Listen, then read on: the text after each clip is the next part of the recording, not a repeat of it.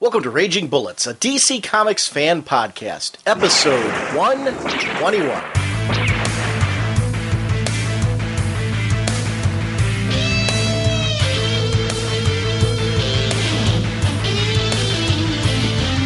Welcome to Raging Bullets. I am Sean Whalen, Dr. Norge on the comics forums, and I'm joined as always by my co-host Jim.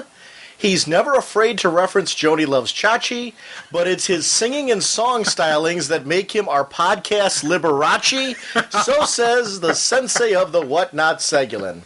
How's it going, eh? we got an email from our good friend Joe Gorant.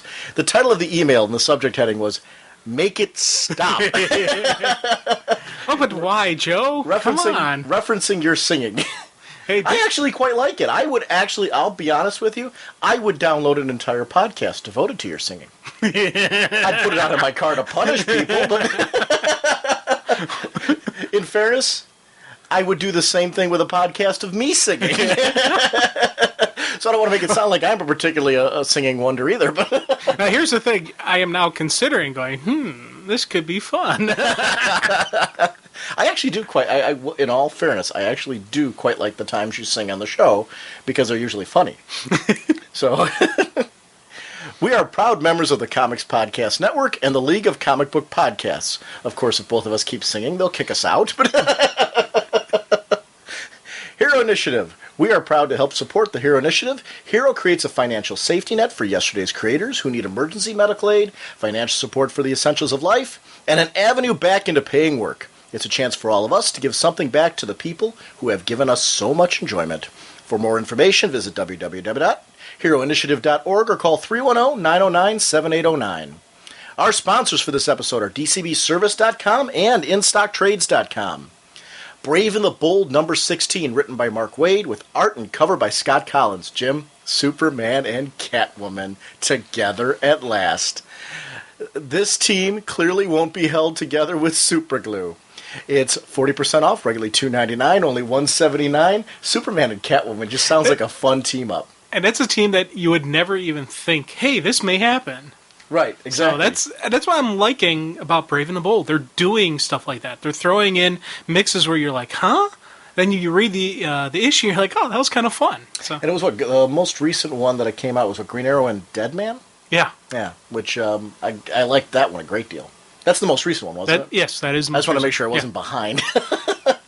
If you are, then so am I. So. All right.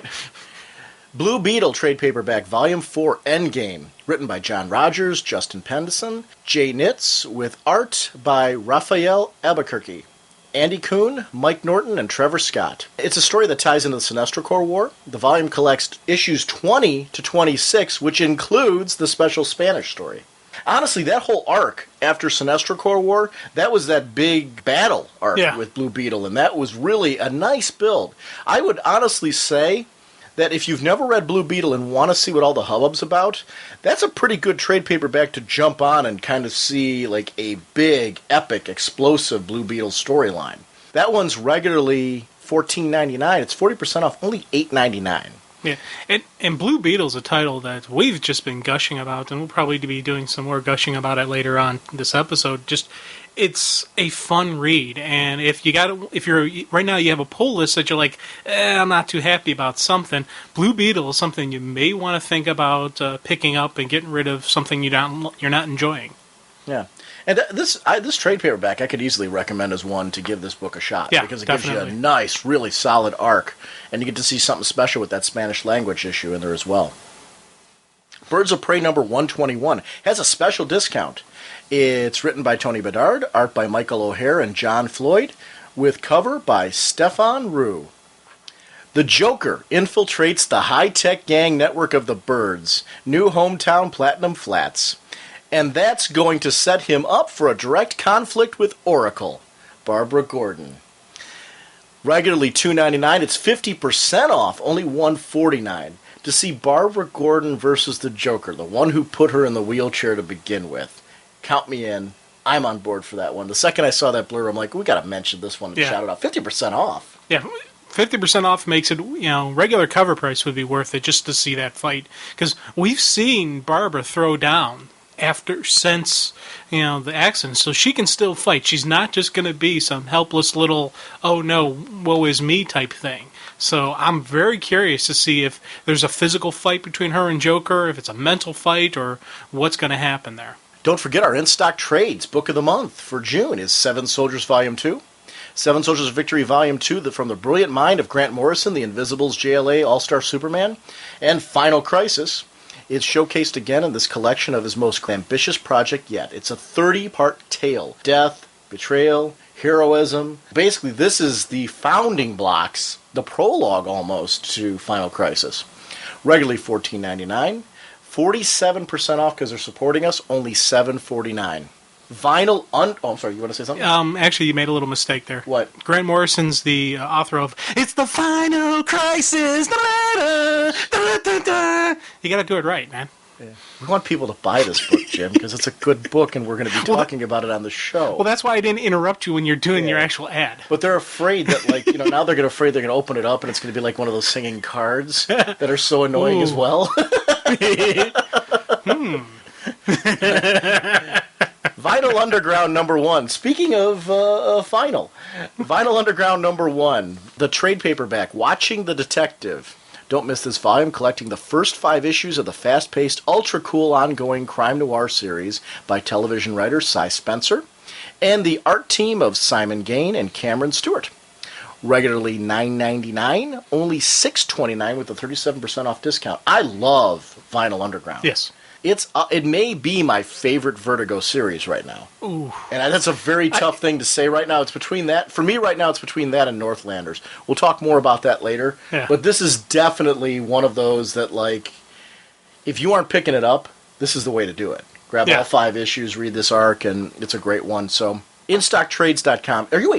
Are you still getting that monthly? Yes, I'm getting both Vinyl and Northlanders monthly. Okay. Because I know some of your Vertigo you're doing in almost trade. everything else now I'm on to trades, but those two I'm still picking them up monthly, and I keep telling myself I probably you could very easily because it would read well, but I don't want to take that time off of reading it. That's the stories keeps pulling me in. I'm like, man, I got to see what's happening next. It's it's really cool stuff, and I'm like, it's a page turner.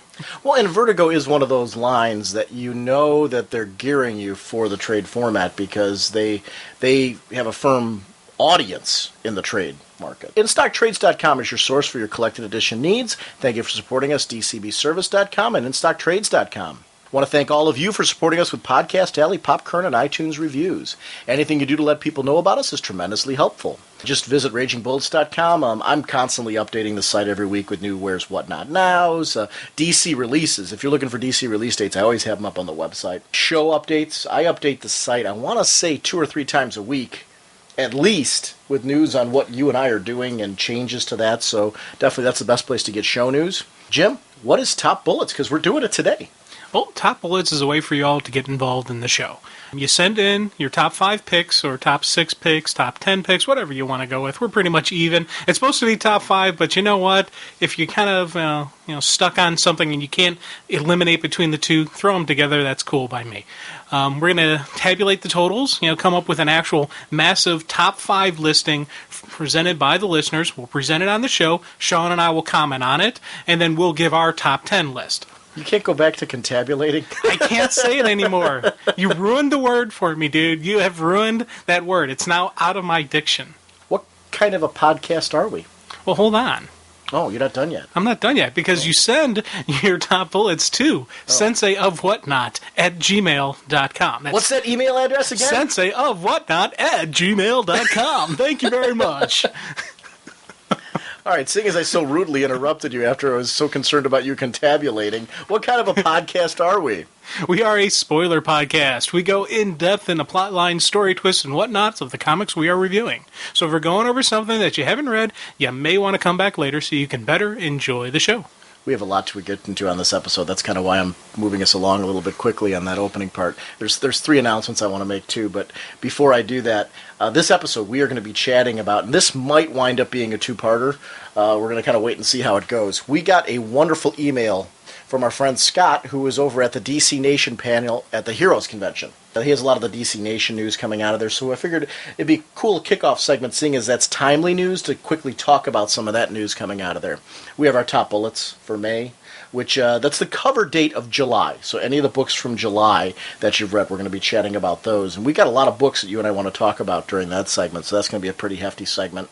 We have an interview, thanks to Lord Shaper from Cryptographic and the Dr. Sleepless podcast. That's over on the Reader Feed. That's the readerfeed.blogspot.com. He was kind enough, he's over in the convention in Australia, and he got an interview, a 20-minute interview with Nicola Scott, the current artist on Birds of Prey and the upcoming Secret Six book, which I'm almost positive is going to be solicited next month. So that's a book I am very excited to be chatting about. So we got that interview that's going to be on here as well. I'm sure we can be brief and concise about our comments so that we can put it all into one episode. Just like we are everything else. Yeah.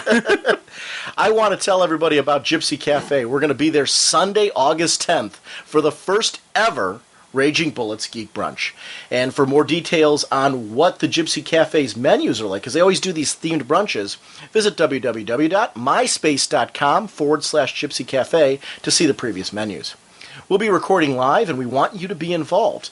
Please email me at ragingbullets@gmail.com if you're going to be in Pittsburgh during that event. I'm going to be posting more details on the website, and for anybody who's on the forum, you'll probably know right now, I'm having a big problem with my left eye. Like right now I'm looking at Jim, and he's blurry. I've probably never looked any better. You look fantastic. So it's kind of held me back from this week from doing some of the things on the website that I wanted to do. But I am going to, after the convention in Chicago, when we settle down, I'll put something formally on the website about this. But we want you to be at this. This is a big deal for us. It's a brunch. It's a great chance for us to hang out with all of you. We're going to be coming out Saturday night. Probably Saturday afternoon. Like I said, you guys are going to help us gauge that. But this is going to be a pretty big event for us. It's our first annual Geek Brunch. We want you on the show. So if you're coming out there, you're going to be on the show, part of the discussion. And it's going to be a fun event. I'm really excited about this one. So... And if you're worried about being on the show, because sometimes people are a little bit nervous, just remember the stupid stuff we say. So feel free to throw out whatever you got. You're never gonna say anything more dumb than I have in the past. Or me, yeah. So you're going to be far more intelligent than us. Have fun, just come out, enjoy it. Just say whatever you're feeling, what you're thinking, and we'll all have a ball. This is just basically us just hanging out, having fun, and there's going to be good food there. So we're like, it's a plus. And I would say that in general just for audio comments as well. Please, if there's anything you want to talk about on the show, don't be afraid to send in an audio comment. I always hear the comment that people are afraid of what their voice is going to sound like. People don't, honestly, nobody tunes into this podcast to hear my voice. They or your voice for that matter. Really? Yeah. They tune in to hear what we're going to talk about, and that's really what it's all about. People tune in for the content. So please don't be afraid to participate. Wizard World Chicago's coming up. Jim and I are going to be there all weekend from Thursday straight on through. Please email me if you haven't already at ragingbullets@gmail.com if you want to hook up with us at the con. There's a podcasting panel from 2 to 3 on Friday. This is great because Wizard's really supporting podcasts by having this panel, and it's greatly appreciated. We'd love to see you there. It's before the DC Nation panel, which is from 4 to 5, which Jim and I are also going to be at. This con's a good one for us because Jim and I, we aren't exhibiting. We aren't going to have a table there. We're just, going there to have fun. Report on the panels. So a lot of what we're going to be doing is getting podcast episodes and content together for you from the con. So this is a big one where we're not going to just share the news that's there. Our reactions to it, what we're excited about, how we feel about certain events, what we think some of the cryptic things that Dan DiDio and the crew always do at the DC Nation panels, which make them so much fun, because that to me is part of the fun. They deliberately throw out clues and teasers to get you talking about it, and I like that kind of interactivity that they do, so I'm looking forward to that. But we're going to be reporting on that straight from the con via iRiver, and we're going to do Final Crisis number 2, Jim, from the con. Oh, God. Well, that's coming out Wednesday. Yeah. Now, there's no way we're getting on an airplane and not going to have that in hand. Am I right? Yeah, true. I'm going Wednesday to get that, which means I'm going to have another copy coming from DCBS. So now you'll have 2, yeah. Right. Talk about this. I know you saw this. The DC Elseworlds live action fan films. It's dcelseworlds.blogspot.com. DC Elseworlds, one word, .blogspot.com. You can go to ragingbullets.com. Their banner is on our site. I want to support this. It's a free fan film. There's 2 episodes so far. The 3rd one is on the way. Characters like Mr. Terrific, Huntress, Green Lantern, John Stewart, Donna Troy, Cyborg, all in an Elseworlds-style story. This is a high production fan film. It's just wonderful. It's totally Elseworlds. So for fans of Elseworlds or for people maybe who haven't been exposed to Elseworlds other than now that it's part of the multiverse, you're going to kind of see what's so cool about Elseworlds because they take all the character archetypes that we're used to and they tell their own story. It is very grounded in the current universe in the sense that the characters have those sensibilities, but you're going to see that they're playing a lot around with the mythos a little bit. I really, Batgirl, Barbara Gordon. I mean, just what a cool character she was in this. So, I can't recommend this enough. If you haven't checked it out, it's free. You just check it, click on it, it takes you to YouTube, and you can go see them. There's 2 of them. It's going to take you roughly about 7-8 minutes to watch them, with the 2 episodes so far. I don't know what your thoughts are, Jim. That was just fantastic. Oh, dude, I'm liking these things. I like fan films as is, but even this one, there was a couple moments where I was like, oh, cool. I had a lot of cool moments, especially with Jon Stewart. When you first see who it is, and just the way they kind of let you know that it is Jon Stewart. I was like, that's a nice effect there. I was really impressed with how it looked and just the feel, because it's the characters. These are the people. It's not just someone pretending to be Jon Stewart. This guy really got into the role. Same thing, especially Mr. Terrific. I like Mr. Terrific in this. I'm looking forward to seeing more of what they do with him in this. Yeah, that to me was part of the special thing about it was the characters felt pretty dead on. Yeah. So kudos to the actors, the writers, everything for what they did is they were really trying to capture something that DC fans would enjoy. Obviously, they're fans. And that came through on the whole thing. Fan films like this that are very well produced are like well-written fan fiction. Where you feel like you're being pulled into a comic universe. These are the kind of people that, obviously are trying to get themselves a little notice in the film community, and they deserve it for this film. This is another one of those. It's up there with Batman Dead End. And, some of the better fan films that you've seen out there. Grayson is another example of one that I really enjoyed.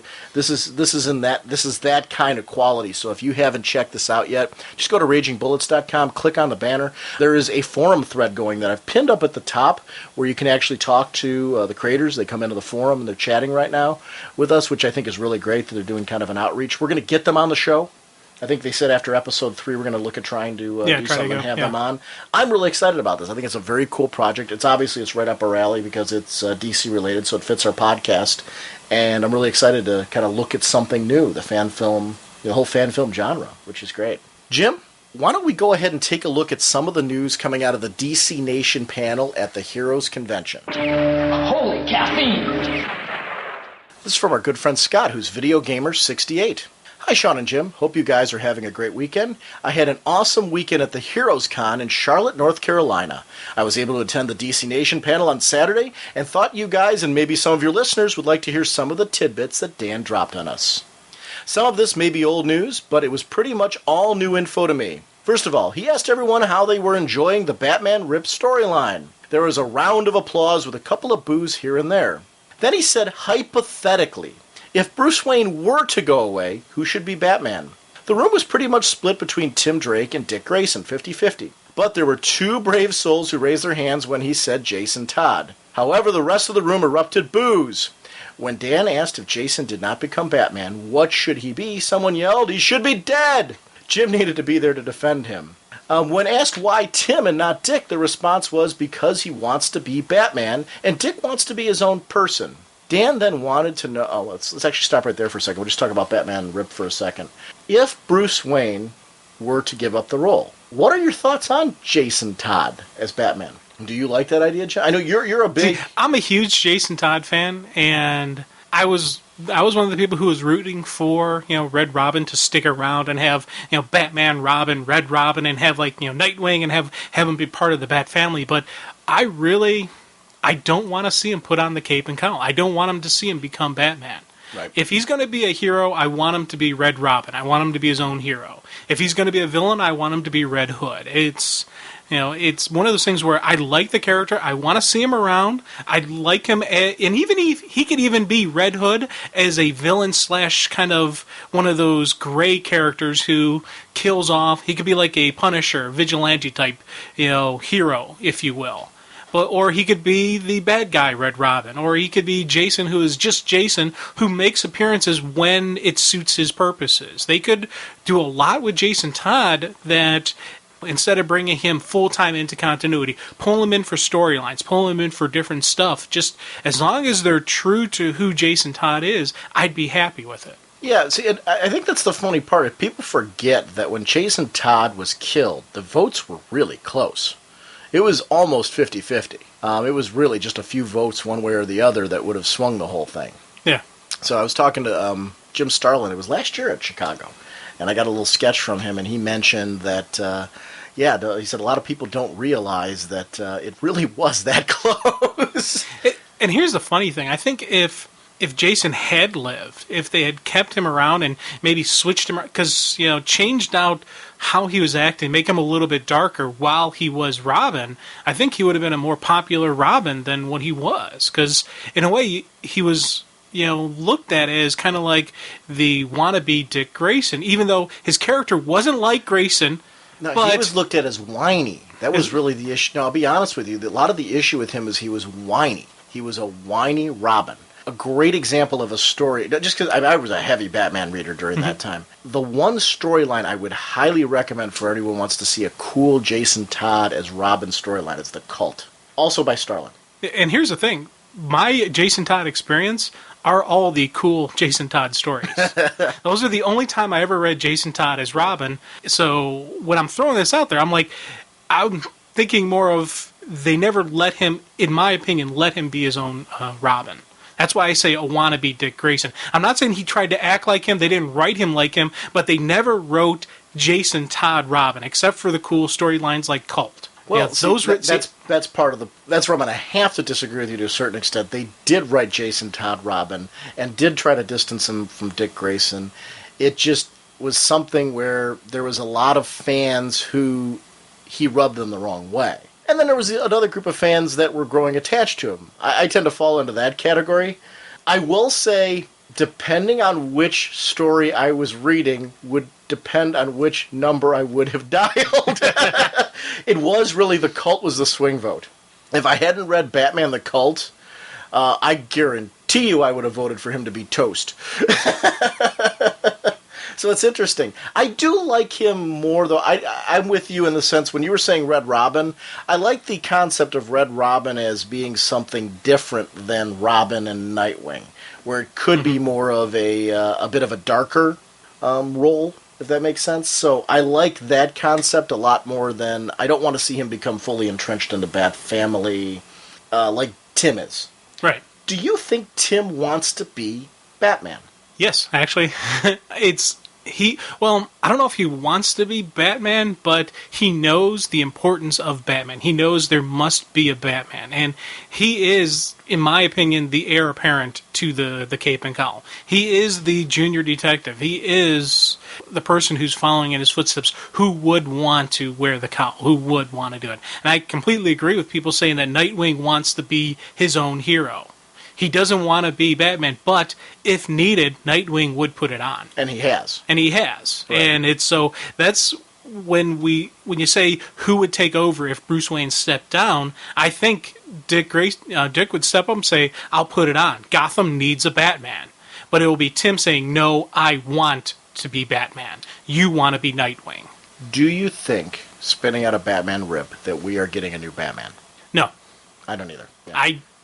I'm almost 100% convinced, well, I'll say 90-some% convinced that we're still going to I think Bruce is going to disappear for a bit, maybe like an issue or two. Maybe like the aftermath of Rip, Bruce is going to be gone for some reason. I think it's going to be more than an issue or two, and I think we're going to see some people filling in for him. Yeah. And I think that's what those buttons were all about. I think all of those people are going to don the cape and cowl. for one reason. Yeah. A funny thing, I was thinking, a person that would be cool to put on the cape and cowl would be Superman. You think about it. Bad guys attacking him, bullets is bouncing off Batman. Man, when did Batman become bulletproof? I would see. Here's where I think other people donning the cape and cowl temporarily would be interesting. You get them inside Bruce's head. Mm-hmm. Maybe not inside Bruce's head, but inside the cape and cowl to see what it's like to be Batman. You know, Christian Bale, when he talks about it, always talks about how it gives you feel like a beast in that outfit and things like that. I think it's interesting always to see people try to be Batman and to see their inner dialogue as they try to be him, and how it's not as simple as it seems, and how it's definitely the man who makes the costume, not the costume that makes the man. Yeah. So I think that's going to be I'm hoping that's where it's going with this, because it's always interesting to me to see characters' inner dialogue. And I would actually really like to see other people put on the costume for some, like Roy, you know, Wally. Just people who put it on just because they need to. Well, there needs to be an image of Batman. You know, could you just imagine just these? Wait, that's going to be the twist of Batman Rip. Bruce Wayne's the only person who's not going to be Batman. Everybody's Batman after Batman Rip.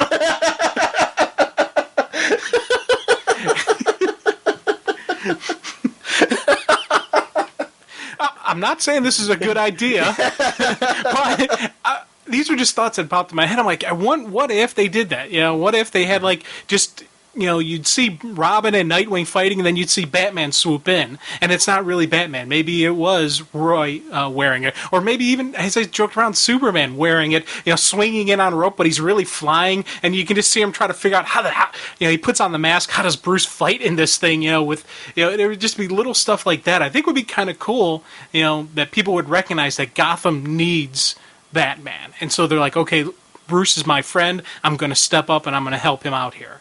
You know, I'm not saying it's a good idea because you're laughing, but you everybody's Batman. What if? Imagine a whole JLA of Batman. They actually did do an Elseworld story, League of Batman, I think it was called. And I'm pulling this off the top of my head, so anyone out there, please, if you're groaning right now, it's really, but it was like different Batmen from different eras, I believe. I read so many different Elseworlds books, but they all had like a different twist on the costume, and I really like Elseworlds Batman for that reason, because it is such a cool character concept, and it's cool to see them play around with Bruce Wayne in different eras. I'm hoping we get some new Elseworlds stories at some point, you know, where they play around with those concepts again, because I love Elseworlds. Dan then wanted to know who was reading Final Crisis, and pretty much everyone raised their hands, to which Dan responded, "Good then, could someone explain it to me?" He was kidding, of course. Another parent brought up the fact that he appreciated the Johnny DC line and wondered how they were selling. The lady in charge of that line, whose name escapes me, stated that, that was Jan Jones. Stated that the numbers on Tiny Titans were very, very good, and they realized to keep this industry going, they will have to turn out more titles like this. However, that Legion will only be around for a few more issues. The Legion series is probably ending because the cartoon did. Yeah, it seems to be kind of the way they do it. They kind of recycle out the... And I understand kind of why they do it, but I disagree with it. I think if it's selling, if people are enjoying it, they should keep pumping it out. Now, they are supporting the Johnny DC stuff, which is cool, because I've been picking up and I've been reading it. I read Tiny Titans for me, you know, just for my own enjoyment. I have a copy that I keep, and I bought one for, you know, nephew, and I give it to him to read. So it's a cool thing that I can share with him, but I'm also enjoying it. So, you know, same thing like with Titans Go, with the jail, you know, the Legion one, the Justice League one. They need to keep these things going. I wonder, though, if what they're trying to do now, Jim, because you see Super Friends, which is more of an... Yeah, it's based on a toy line, but there's not a cartoon around. You know, you got Tiny Titans. You have The Magic of Shazam. You've got the Supergirl one coming out. You've got Family Dynamic. More of these are original properties being developed for the Johnny DC line. I wonder if they're maybe heading more that route for accessibility, because everyone's on the ground floor of it. You don't have to be watching a TV show. You don't feel like you have to be watching a TV show to be a part of it. You can just check it out, look that it's cool, and just enjoy that contained experience. I wonder if that's maybe the case. And that could be, you know, and it's, as long as they keep supporting this thing, I'll be happy, because I don't want them to start the thing and then stop it suddenly. You know, it's, you know, you got to think long term. You got to think the long haul here, and it sounds like they are, so I'm glad to hear that. You know, and if you're not picking up Tiny Titans, pick it up, because it's a fun read. Oh my gosh, it is. That is, you know what? There's certain books that I would never drop in a million years. Tiny Titans is one of those books. I enjoy it too much. It's fun. It's just plain fun. When asked what the hell was going on with Flash, Ethan Van Sciver stated that he loved the Flash. He loved the Flash so much that he might be doing something with him very soon. Is he going to be on the book? That would be great. So I'm curious as to what that's going to mean. Sinestro was mentioned by a fan. He was wondering if there's any chance he could rejoin the Green Lantern Corps, to which Dan stated no comment. Someone then stood up and asked if there was any truth to the rumors that Abin Sur is going to be the leader of the Black Lanterns, to which Dan looked shocked and said no comment. That's interesting. Oh, dude. Especially with where... Well, here's the interesting thing with Sinestro. I could honestly see him going back to the Green Lantern Corps. Mm-hmm. You know, they've changed the motif. They've changed what they're doing. They've authorized lethal force. They're changing around the Corps to the way he wants it to be.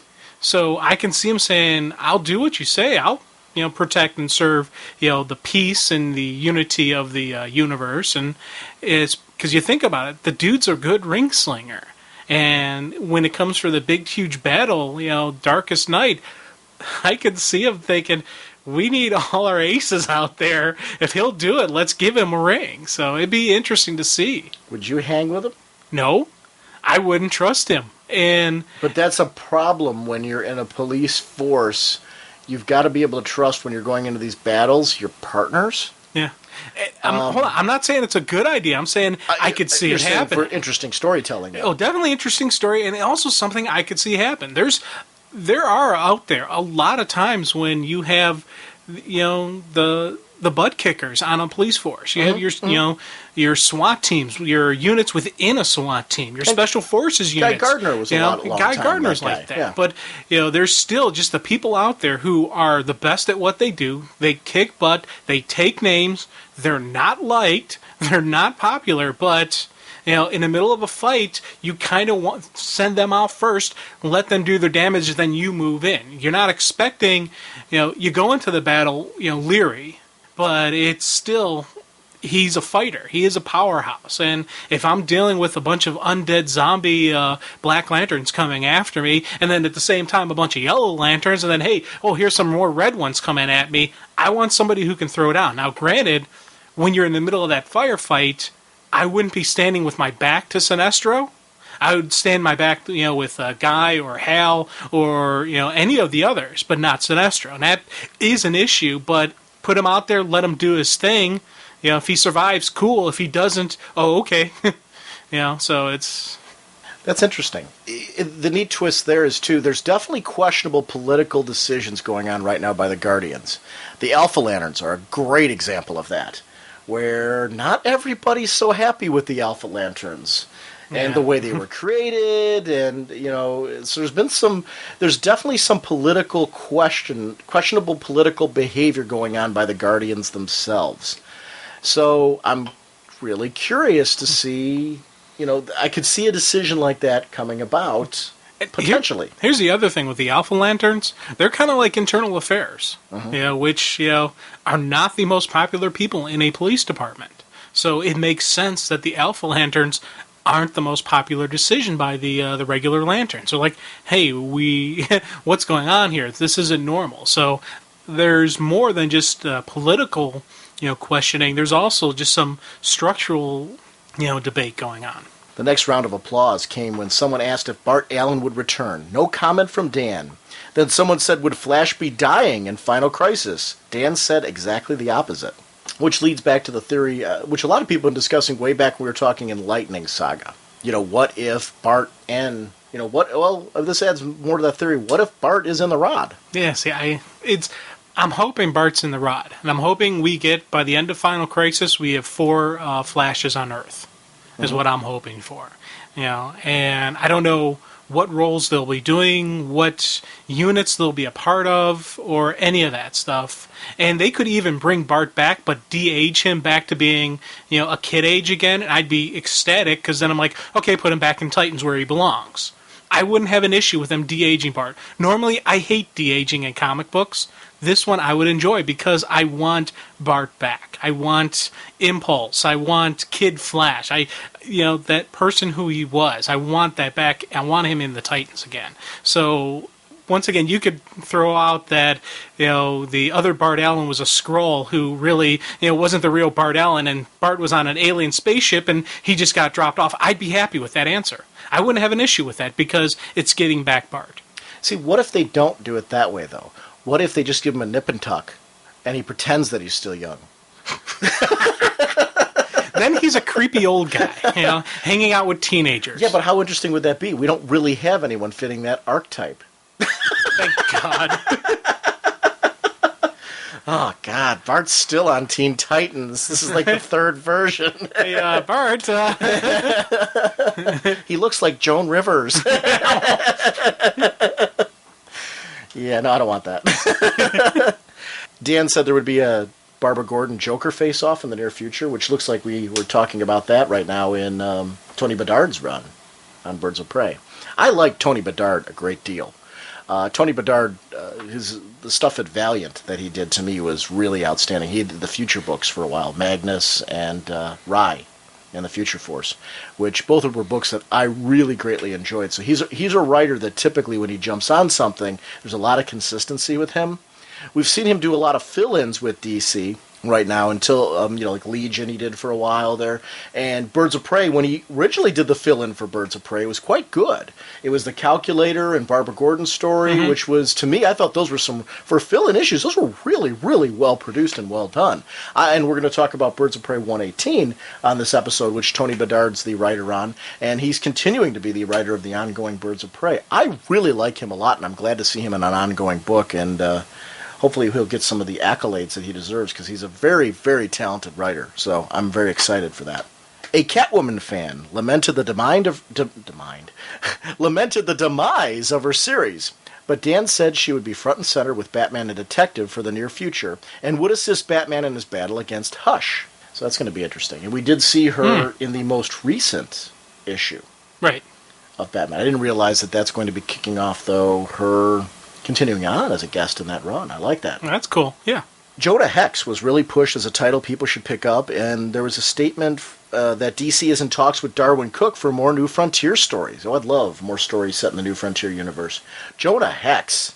Are you picking up Jonah Hex monthly, or are you picking up in trades, or what are you doing with Jonah Hex? Is a trade. Okay. Yeah, it's one of those things where I didn't drop it as a monthly because I wasn't enjoying it. I was, but I was like, you know what? I looked at all the backlog, and I'm like, I'm not going to go crazy, pick up the backlog, and keep up. I'm like, this is a story that is told well in the trade format, so I'm just going to pick up the trades on them. See, Jonah Hex is one. You talk about palate cleansers. That's my done-in-one book. Mm-hmm. Very similar to what I like about Detective, although Detective's going to your multiple parters, where it's like a couple-part story, and then we got the return, which I'm fine with that. Jonah Hex occasionally does a 2 or 3 parter in there as well, but usually they're done-in-one stories. They're really dark and gritty. The most recent one was an absolutely wonderful tale of revenge involving a matador. Cool. And it was just a really twisted little tale. The artwork's really sharp. The coloring's great. It oozes with atmosphere, and he's just darn cool. He's Clint Eastwood. He's Clint Eastwood, in a ageless Clint Eastwood. In a comic. I love spaghetti westerns. It's got that feel and that flavor. It's just a book that I couldn't. It's another one of those that I couldn't go. And I'm not dissing you for doing trades. I totally get why you're doing it because you want to read all of it, and that's cool. For me, because I followed it since the beginning, I'm already in the monthly. I couldn't wait now for a trade to get off of that book because I like every time I'm grabbing it. It's nice little. You talk about your palate cleansers. It's my kind of escape from continuity because they're single issues usually. Even when they're not, it's still in its own little place, which is very fun for me. And I hope it stays that way. It's a very good book. If you haven't given it a shot, you can pick up this month's issue. It's great. It's if you page through it, you'll see there's a matador in it. It's got this really cool story of revenge. Hex is all badass, and there's no two ways about it. He's not afraid to say what is on his mind. Matter of fact, take it back. He is more inclined to say what is on his mind than to be a little bit more politically correct.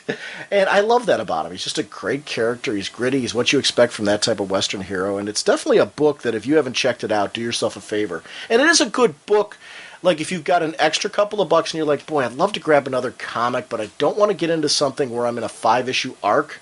Usually Jonah Hex, and you can page through and take a look at the storyline title because they'll tell you if it's a multi-parter right in there. Mostly they're a done in one. Pick that book up and give it a shot because it's a great one where you can pick up a single issue and have a good time with it and not feel like you got a complete story from A to B. You don't even know what happened before, what happened afterwards. This Matador story that I'm telling you about, this story is all contained. There's nothing from previous stories, nothing from future stories. It's cool. It's a cool book. See, the more you keep talking, the more I'm like, man, I may pick that up. It's a good issue. It's really a good issue. Yeah. And there's a twist with his sister, and there's a lover, and there's the typical, if you got a Matador, you've got to have the guy who's running the bullfighting ring, who's obviously got the money, but his wife's interested in guess who? The Matador. Yeah. Which is, and that's all like in the first few pages of the book, so I'm not ruining anything as far as just kind of teasing what the story's about. It goes off in this whole little twisted little tale from there. So there's a lot of story in that issue and well worth reading. But Justin Gray, Jimmy Palmiotti are a very underrated writing team, and they're definitely people, if you see them, they're going to be doing the Power Girl series with Amanda Connor. These are guys who I follow. Uncle Sam on the Freedom Fight, which is going to be in July, our book of the month. These are guys who really are hitting it out of the park every time they write a book. After Legion of Three Worlds, there will be only one Legion, Dan said. The new team on Booster Gold will be announced very soon, as pretty much everyone in the room is loving that book. I am sure there's going to be a lot more stuff that I can't remember, but I hope this gives everyone enough stuff to salivate on. The Heroes Con has been around for about 3 decades and is one of the best. It's a family-friendly con, and there is very little, if any, wait to see the creators for autograph sketches and such. I hope you and Jim are able to attend if you have not been in the past. Thanks for your time and your hard work on the show. I really look forward to them each and every week. Thanks again, Scott. Maybe, and I don't know how this will work out, maybe next year we'll take a look at because it's this time of the year, so. Yeah. Hey, and that's North Carolina. Yeah, I'm serious. I think one of these years, I don't know which, I'm leaning towards 2010, where I'm going to have my my year of the con, where I try to visit as many cons as possible. And this is definitely one of the ones on the list. Well, I'm not doing that because I value my marriage. Well, yeah. The advantage of being single. Yeah, but I would love to, if we're going to do a road trip to Heroes Con. That's North Carolina. That'd be a fun road trip. As long as you drive, because there are bridges. Okay, that's fine. I'll drive. Okay. Yeah. My car's very bridge friendly. Well, hey, that's why you're driving. All right.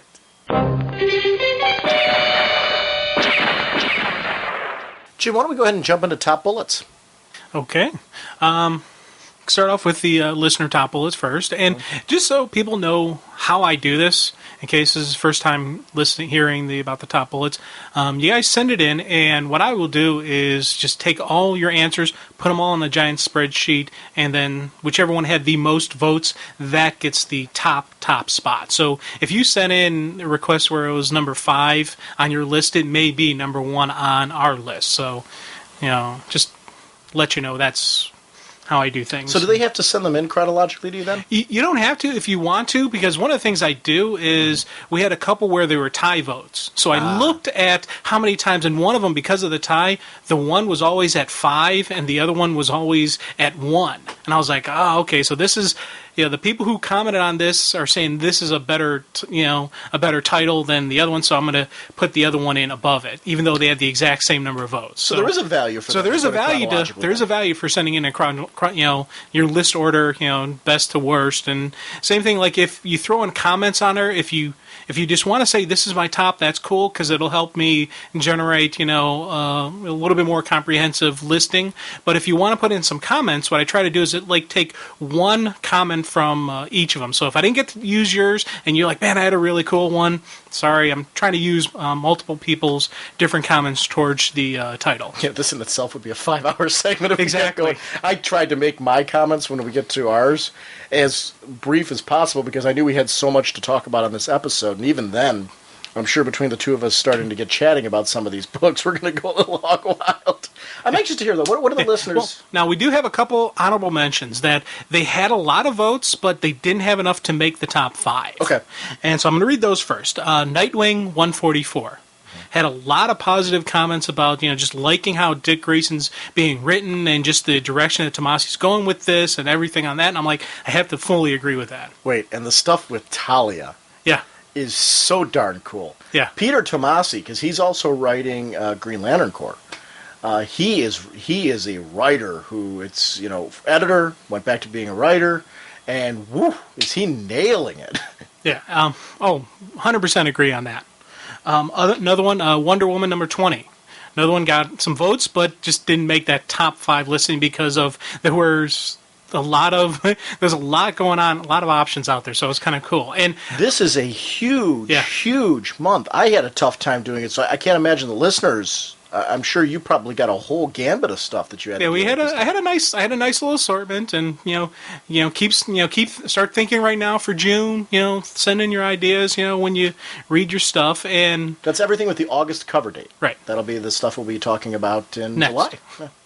Also, Green Arrow, Black Canary, which it was one of those things where I was like, yeah, last week it was one of our top 5, and then this week it's still right there. And this was one of those ones where I was sitting there and I'm like, it tied the number of votes that the fifth place had, and I was looking, okay, where did it fill in? And just some. So that was actually in the technically this was this tied what our number 5. It had the same number of votes, but I was looking at the comments written for JSA 15 and also the placing for. Oh, I just said what number 5 was. That's okay. Okay. I was looking at the placements, and it was a little bit higher than Green Arrow and Black Canary, so I had to put it on thing. But I did want to comment because there was a lot of passion about, hey, this is a good Winnick series. This is some really cool stuff. I'm loving the Team Arrow family, that type of. And I was just like, oh man, I want to include this, but it's definitely a lot of positive stuff there. Teen Titans. Wait, what was number 5? Well, I'm going to get to that in a minute. I still got a couple more follow-ups. Oh, okay. Okay. Teen Titans, another one. And last... Oh, so these aren't in order. These are just honorable mentions. These are just honorable mentions. Okay. These are just honorable mentions. I haven't gotten to the order yet. I'm sorry. Just because you mentioned the number 5 I book slipped. right there. I slipped. That's all right. I'm sorry. I make mistakes. I am human. Okay. But another honorable mention was Teen Titans. And last but certainly not least was the Rand Thanagar. Sorry, Sean. It didn't make it into the top 5. Probably its placement on my list is going to surprise people as well. Okay. And it's only this month was insane. Yeah. So this is a crazy month. Alrighty, now let's go with number 5 of the actual top 5 list from the listeners. JSA number 15. I think it was Drew who threw out the comment, and I went with this one. And this issue was almost a total brawl while having some really neat character moments. The standout for me being Judo Master, which might seem a little bit odd. Because he liked the fact that she was speaking Japanese. And then he went on to say how it's kind of cool for him because he's got a friend over in Japan who is teaching English. And so he was constantly contacting her to get translations and stuff like that. I was like, oh, that's kind of cool that, and I'm assuming Drew is a man. So if you're not a man, I do apologize because there's male and females both named Drew. But I've had a Drew in my class who's a female. So I'm just, but I'm guessing. One of my coworkers is named Drew, so. Yeah, I'm guessing because Drew Carey. That's why. Right. Well, no, I've got both male and female people at my school, Drew. So it's cool. Okay, but it also wasn't just about that. He also went into how the tiny details that go into the fighting sequences and how Lightning is starting to learn to control her powers are definitely some cool stuff. I know it's been said before, but the combination of old heroes, new heroes, and current heroes is amazing. I love the team dynamic of the JSA. Completely agree with that sentence. And I would add to the family dynamic of the JSA. The society, it's really a true society. I thought this book was going to get out of whack with all the people. And I'm really like, oh, geez. How do you juggle all especially with me, I'm kind of like, this is the book Hawkman's in. I'm like, I want to see.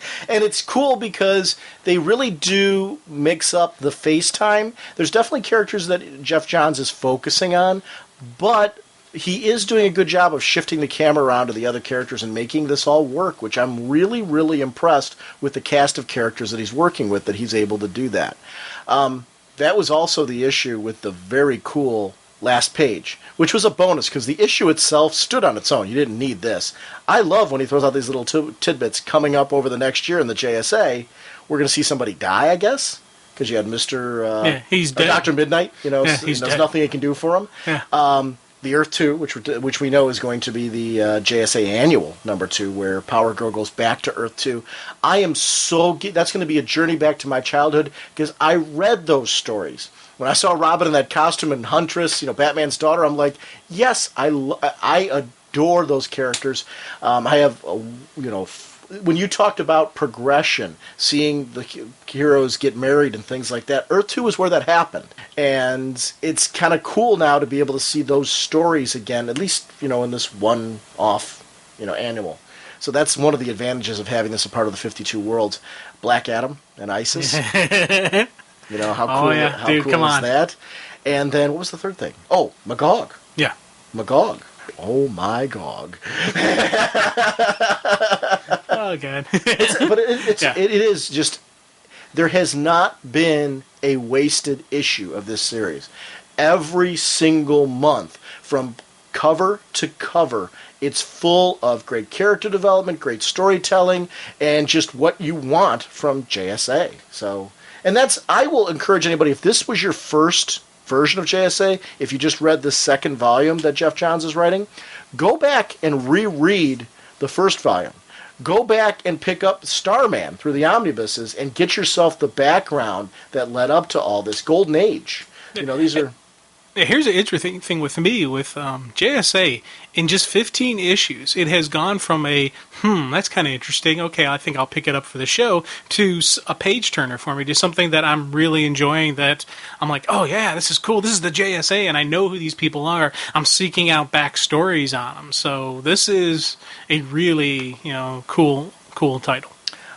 Just on a side note, I know I'm drifting off a little bit here, but JSA Classified, if you're looking for an additional JSA fix, for those of you that are like, I'm reading JSA right now, I have a very limited budget, but this is my book right now that I would love to get something more of. JSA Classified is a book, I think you're picking it up, Jim, am I right? I picked up the back issues all the way to 1. Yeah, I've got the entire run of this book, I got the full run on this bad boy. It's a great spotlight book. It's similar to what they used to do with Legends of the Dark Knight with Batman, where they're rotating arcs and they spotlight different characters or different combinations of characters. Usually it's single character stories, though. And it's wonderful stories, rotating creative teams, great art. And there's stories that are definitely focused. The creative team just says, hey, I got a great Wildcat story, I'm going to tell that. That's what's going on right now. A really cool Wildcat story. If you like Wildcat, do yourself a favor and jump on JSA Classified and check that out. It's a cool book because I've been reading it since the beginning. You went back and picked up all the issues, but it doesn't have like a continuity to it, so to speak. You can pick up the current Wildcat arc and only pick that up and see if this is a book that's right for you. Follow on to the next arc. If you're on a tight budget and you're like, oh, I don't want to go and pick up an entire full run, Sean, I just want to jump on a single book, you can jump on right now, pick up this book. You can wait till the Wildcat arc is done if you want to get yourself in, where you can just pick up a single issue and try it. When that arc's finished, go and pick it up and try out that book. But it's definitely for people who are into this right now and you're into these characters and you want more. That's a book I can't recommend enough. Yeah, that's why I went back and picked up the stuff, because I was so getting into it. I was like, I picked up a couple more, and because I jumped in on the end of the we read that Green Lantern one, and I didn't really get hooked into it. Mm-hmm. And then I went back. I'm like, I'm kind of curious what they did with Vandal Savage. So I picked up that full arc initially. Oh, you never finished that arc? No, I never finished it at first. Okay. It took me a couple months, and I'm like, I had some more. We had some more dealings with Vandal Savage. And I was kind of curious. Let me pick that up. That arc was really good. That one arc, that was it. I was like, okay, let me start getting. And I kept getting more. Then the Hawkman stuff. I picked up the Hawkman stuff, and I was just like, that's it. So I went back and I pulled from beginning to current, and it's the Hawkman was the one that crossed over with Hawkgirl, right? Which that book doesn't usually do. So you don't have to be intimidated about it being a major crossover book. Okay, number 4. It's Green Lantern Corps. Once again, it was funny. Whenever somebody voted Green Lantern, they almost always voted for Green Lantern Corps. So I just threw these two together. And most of the comments was about how there is a lot of build-up in the titles, and these are two really just, awesome titles to be picking up at the same time. It's a good read-through, but you don't technically need to. Jason Pate... You don't technically need to read both of them. Right, you don't need to read both of them, but a lot... as I said, just a lot, and I agree with this statement that you do get a little bit more bang for the buck when you do pick up both of them. You do get that feeling of the Green Lantern Corps. The one's focus is on Hal, the other ones are the rest of the other lanterns, and it's just a nice, read through, especially, throughout that Sinestro Corps war, the lead-ups going into, Blackest Night and everything. I was like, You know what I love? The secret origin story that's going on right now in the Green Lantern book, where you get not only something that takes place in the past, but what they're doing is they're taking that past storytelling and adding some layers to it that tie into Blackest Night. Very cool. Yeah, and actually, it's funny you say that, because Jason Page, who sent in these comments, actually kind of just echoed what you just said. The origin of Hal Jordan didn't seem like it could be interesting being retold again, but Jeff Johns shows what type of writer he is by making a classic story fresh again. And that was a comment of everyone was saying, all hail Jeff Johns, and I completely agree with that. It's just especially we got the Green Lantern Corps set up with with Mogul unleashing the Black Mercy upon the Corps, and more set up towards the Blackest Night continues. It's just a cool thing going forward. And that's Darth Dad from the Fanboy Face Off podcast. Yes. So if you haven't checked that one out, check out Fanboy Face Off. If you go to our forum and just click on podcast forums, you'll see that he actually has a forum in there as well. You can check his work out there. I enjoy listening to his show a great deal, and very often he'll do some audio comments for us, which is really nice. So good friend of the show. Mm-hmm. And little side note, he also he in his email, Darth Thad question, it's like, oh, by the way, I was listening to the Legion episode and I was thinking, hey, Commander Riker has a beard and he's even more of a kick-ass hero with the beard than without it. Couldn't help but laugh when I heard about your beard rant. And I was going to reply in an email, but I figured I'd address this open on the show. I completely agree. Commander Riker does look better with the beard, but here's why. He is a Starfleet officer, and the beard makes him look more distinguished. Whereas Tom is the hero, and you want that hero to have that more hoorah kind of carefree, kicking butt type of attitude. So you're saying Riker's not a hero? Well, Riker is a hero, but he's a distinguished hero. He's a Starfleet officer. There's the difference between the Legionnaire and a Starfleet officer. Think about it this way. Robin Williams, Mork and Mindy, no beard, woohoo, goofy, funny thing. Robin Williams, same actor, beard, Good Will Hunting, serious actor. It's the beard, it makes him a serious actor. So couldn't Starman be a serious superhero? But he's not. Look at him. He's kind of goofing around. He's having fun. He's a Legionnaire. It's the anti-society heroes. But did it ever occur to you that he grew the beard to impress his girl to look more serious for her? Yeah, I'm playing into your phobia. Okay. But let's continue on. Wait, no, hold on. No, actually, back to Green Lantern. Green Lantern Corps. It's number 24 was this month's issue. This is that Mongol storyline. Mm-hmm. Oh my gosh! With him with the yellow rings now, and definitely cool to see Black Mercy playing such a prominent role in the Green Lantern books and being used so well as an agent of fear. And loved that twist. Yeah, and especially the June issue. I think the May one was an awesome setup for what's currently going on in the current issue. I was like, oh, this is just... I was like, the greens are really topping my list.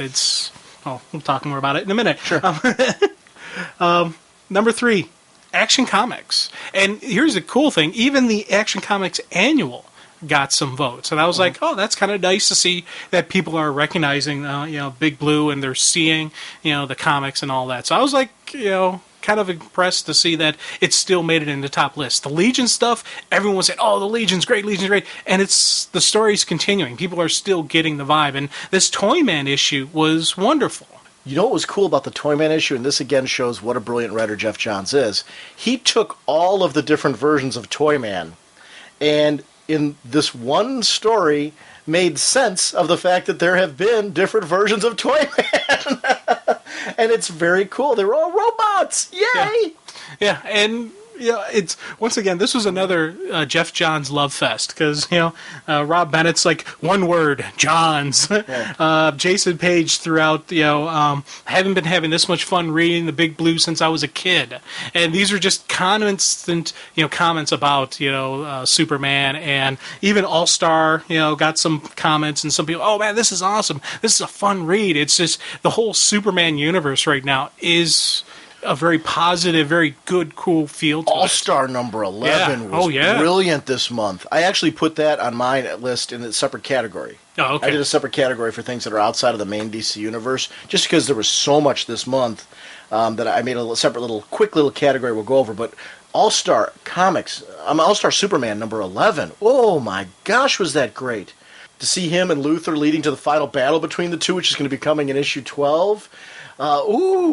Yeah. And to see a man as a hero trying to clean house, to put all of his put everything in order before he dies, make sure that everything's in place, everyone is protected, take care of the woman that he loves, take care of the people that he loves, and it really shows what kind of a man this Superman is. It's a nod back to the Silver Age Superman, and it shows why those concepts, it's so cool that they've been opened up again. Those floodgates have been opened for the regular DC universe again, because they are neat concepts and they can be updated and timely and yet still have that magic that they had in the past.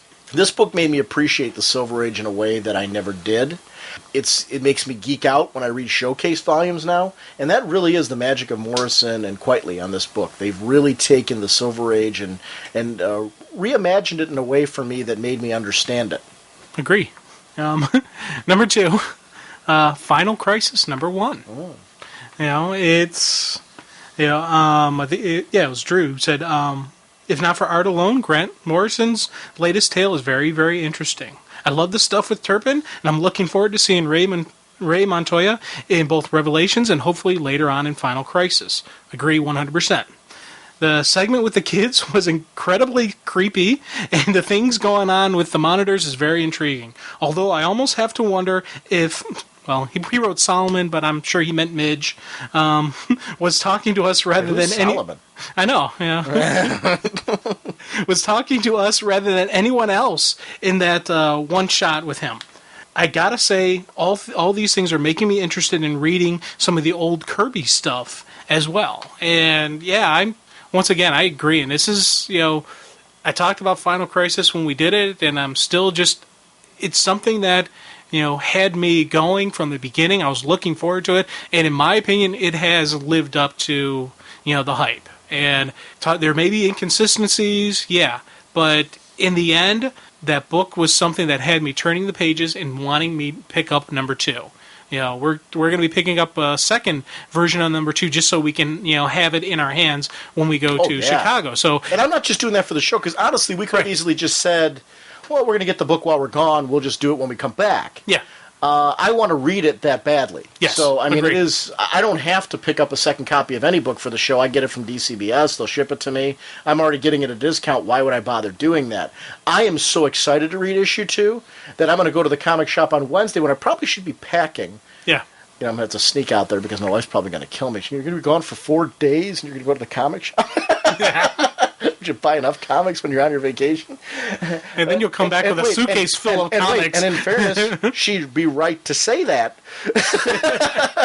But it's, there's something wrong with me. You have a sickness. It's, yeah. But that's, I'm totally caught up in the Final Crisis mania. Okay. And number 1. I'm curious to see what it is. Actually, you think about it, it's very obvious. Oh, yeah, we haven't talked about it yet. Yeah, we haven't talked about it yet.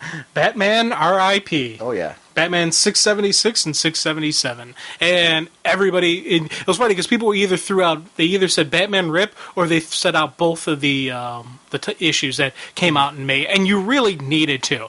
The one was a setup, and the other one slammed it home. David Faust simulated stereo on the forums. He was like, wow, these issues are just outstanding. 676 gave a great setup, and 677 crammed just about every Rip conspiracy theory floating around and shot them all to hell. Agree completely. It was just you have this image in your head, what you think Rip's going to be. It's not going to be that. It's something else. We don't know what it's going to be yet. Everyone's throwing out, oh, Bruce is going to die. No, he's probably not going to die. Is Alfred going to die? I don't know. Maybe this is going to happen. I don't know. Is it going to be this? I hope There's not so many Alfred. things out there. Yeah, I know. Oh, dude, 100% agreement. But you don't know what's going to happen. Right. What is the breaking of Bruce Wayne? But this tells you how much I care when I'm reading this book. Each one of the issues, there's been reasons why I've wanted to dive into the book and protect a character. And 677, I wanted to go in there. I wanted to be a human shield for Alfred. Yes. You definitely wanted to take the shot. There was no problem. Okay, I'll jump in front. I'll take the bullet. Yeah. This has been a character for over 30 years I've read in comics. It's been the one constant in my collection is I've always read Batman. And I'm talking about I read Shadow of the Bat, I read Legends of the Dark Knight, I've read all, Gotham Knights, all the different, Batman titles, including Detective and Batman, and Chronicles and all that stuff. This is a book and a character that is extremely important to me. And I've liked all the variations of him to a certain extent. We talked about All-Star Batman. I was beating my head against the wall, but even that one I've come around to because I really enjoyed the Green Lantern issue of that one. So, that's a book where I'm starting to get it. So, this is a character that's really foundation. When we talk about Elseworlds, how can you not talk about Batman? Brave and the Bold, historically, how can you not talk about Batman? It's an important character. This summer, it's the summer of Batman. I loved Iron Man. I loved the Hulk. Brilliant movies. I'm looking forward to Dark Knight, though. That is the movie I want to see this summer. Yeah, I'm finding the trailers. I'm downloading the trailers. I'm watching those things. We're going to go to Chicago. We're trying to get into that preview, aren't we? Hopefully. Yeah. So I want to see the preview of the animated. So, I don't know. I got to agree with everybody. Batman Rip right now. Grant Morrison is nailing this, hitting it right out of the park. Well, you want to go on to ours then, Jim? Yeah. Jim, I've got a top 10 list. So here's what I'll do. Why don't I just kind of quickly go through my honorable mentions and everything from 10 to 6, and then you've got a top 5, right? Well, here's what I did. What did you do? I had a top 20. Okay. And I took and I cut down a bunch of them, and I have a bunch of honorable mentions that I have to say something. I can't just say they're cool and leave it at that. I got some stuff to comment on here. But for my top 5, I literally have, kind of 5. I do hit for all but one of the fields. I was able to eliminate it to just one of the titles, and for one of the titles, I have a group of comics that I cannot, in good faith, separate them. So I do have one multiple in there, but everything else are singles. So because of that, the elimination, there's a bunch of stuff that I'm like, I really want to say something on, and some of the stuff I've already commented on. So, and as you have an honorable mention, if it's one of mine, I'll just check it off. Okay. But and then we'll get to my top 5. All right. Just want to go through, and what I did was, when I was making my list, I just went through in my head, I'm like, what are some books that I remember from the month? And why is that important? Well, we're the ones where, when I think of the title of that book, I remember something significant that I enjoyed from that issue, without looking at the book. What was it that stuck with me, resonated with me? So I just started making a list of those things. That's where I started with, because I'm like, they're important enough to me that I remembered the events of the title. They're important enough to be on my list to at least kind of eliminate from. And I went through, I had an honorable mention list of books that I really enjoyed this month. Let's go with Teen Titans Year 1, Huntress Year 1, both amazing, amazing reads. Huntress Year 1 we got 2 issues of, which I really, really liked that story. Anyone who's a Huntress fan should read that. Titans Year 1 is just pure fun. Tor number 1 and The War That Time Forgot number 1 both came out. Tor number 1 is by Joe Kubert. World That Time Forgot number 1 is by the same team from the Martian Manhunter miniseries, which is I don't know if I take it back. I don't know if Bruce Jones wasn't the writer. Bruce Jones is the writer on this, but the art team is the one from it's Al Barra. I'm going to butcher his last name. He did the artwork on that wonderful Martian Manhunter miniseries that was out right now. And the only reason why I'm not saying the last name is because I don't have it written down right now, and I'm going to butcher it. But this is a book where there are people pulled out from different eras in time, and they're all on this island trying to survive. And there's things like Tyrannosaurus Rex, but there's airplanes that are pulled out of time, and they're all trying to survive and basically figure out what's going on. And we follow initially in the first issue one character and see everything through his perspective. It's a great read. It didn't make my top 10 list because there were so many doggone great books. Jonah Hex, I just talked about that wonderful issue with the Matador. It's a great series. Nightwing, Booster Gold, Superman, Tangent's Reign. Anybody who's like looking for a good Elseworld story, this is a 12-issue maxi series.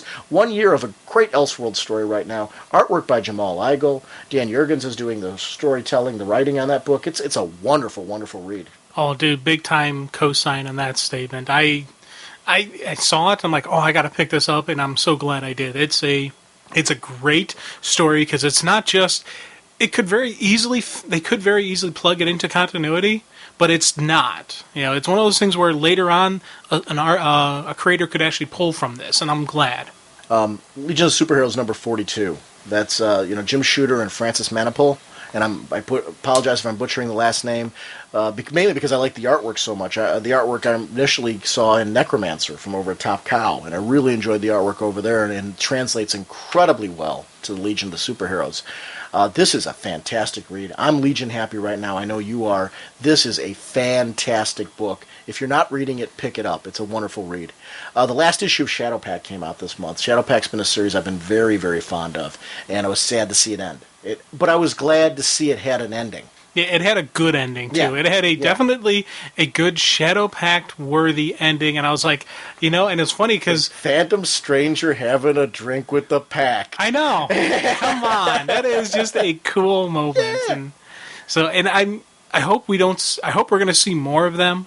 Even if it's a limited series or them evolved with the events or just something, because these characters are some cool characters, and I'm really starting to dig Detective Chimp.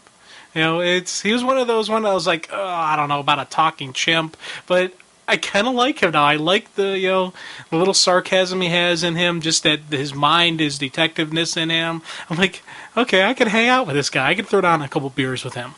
All New Adam. It's a book. It's on its penultimate issue. Wonderful story there. I hear from what I was seeing on the forum, it looks like there's supposed to be a miniseries coming out of this. I hope so, because it's a character I've grown to really enjoy, so I'm hoping we see more with Ryan Choi. This arc, though, this closing arc is a really good arc. Lady Kronos. I'm like, yeah, this is what I want to see from All New Adam. It's a lot of fun. It's a good arc, and I'm glad to see the book going out on a high note. Because it's for me since the beginning issue. It's been a book that I've consistently enjoyed, and I'm glad to see that with a new creative team on the book that they're still keeping that excitement up in a book that I think is great. You have something to say there? No. One that's going to surprise people that didn't make my top 10. Ran Thanagar Holy War number 1. This tells you what kind of a month this was. When a book featuring Hawkman and all the space heroes, which I really genuine, and you heard me gush over it, very genuine. I'm not saying this is a book that I'm in love with, didn't make my top 10. The reason why is number 10, I had to make a choice here. And it really came down to where was my enjoyment more. And I liked so much. My number 10 is a 3-way tie, and it's the only one where I did a tie. Where it wasn't like a Green Lantern kind of thing or a Batman kind of thing where the books were already connected. The reason why I did a 3-way tie on this one is it's the 3 books that are the Darkseid Club books. And I'm talking about Flash 240, Birds of Prey 118, and Teen Titans number 59. They're all have something in common. All fantastic writing, all fantastic art, and the one distinction I really liked about this that really impressed me was they all have these great big arcs going on right now, or they had a really cool, like even Birds of Prey when we talk about the Black Alice story in there. They had a set story that was going on in there, but with that story, they managed to fit in a way that made sense without derailing the direction of the book. This Darkseid Club thing, where you don't have to read these 3 issues together, in any way, shape, or form. I think that if you're reading these 3 and you read Final Crisis, you've got this whole kind of a whole universe feel of what Darkseid's doing right now, and it's darn cool. But the cool part of it is, if you're only a Flash reader and you're reading Final Crisis, you can connect those together and have a cool moment. Birds of Prey, same thing. Teen Titans, same thing. If you're not reading Final Crisis, you can read all these independently and still enjoy them. That's the cool thing about it. I respect so much the care that went into these. They're great stories, great reads. It's the reason why it bumped Ranthanagar more, and it really was. I cut and pasted 4 or 5 times. And you know how much I thought of Ranthanagar Holy War. It's a Hawkman book. It's Jim Starlin. This is wonderful. It's great writing, and it's beautiful art. It was a very tough decision for me, but I'm going to stick with that. My number... Oh, go ahead. Well, I was going to just, that Birds of Prey 118 was one of mine that it was on my top 5, and same thing with the Flash, and it was and the Titans, and I'm like, I got to get this down to 1. So Flash and Birds 118 did get pulled from the list, but they were great stories. They were just I really am. We're going to gush more about Birds of Prey when we talk about it, so I'll just wait till then. And same thing with Titans number 59. Yeah, same thing with then. I'll be gushing later, but it's just hoorah reads. Absolutely. Robin number 174. Who is Spoiler? I got to say, that was a home run issue. That's my number 9. I really, really enjoyed that one. Number 8 for me was Green Lantern 31, Green Lantern Corps number 24. I already shared my thoughts about this when we brought it up with the listeners one. They're just tremendous reads every month, definitely deserving of being in the top 10 list. Number 7 for me, Action Comics 865, the Toyman issue. I have never been so Superman happy as I am right now, and I've read a lot of fantastic Superman. This Action Comics run just keeps getting better and better and better. I am so excited for James Robinson on Superman and seeing these books interconnect and what these guys are going to do. They're going to blow our minds, and I love it.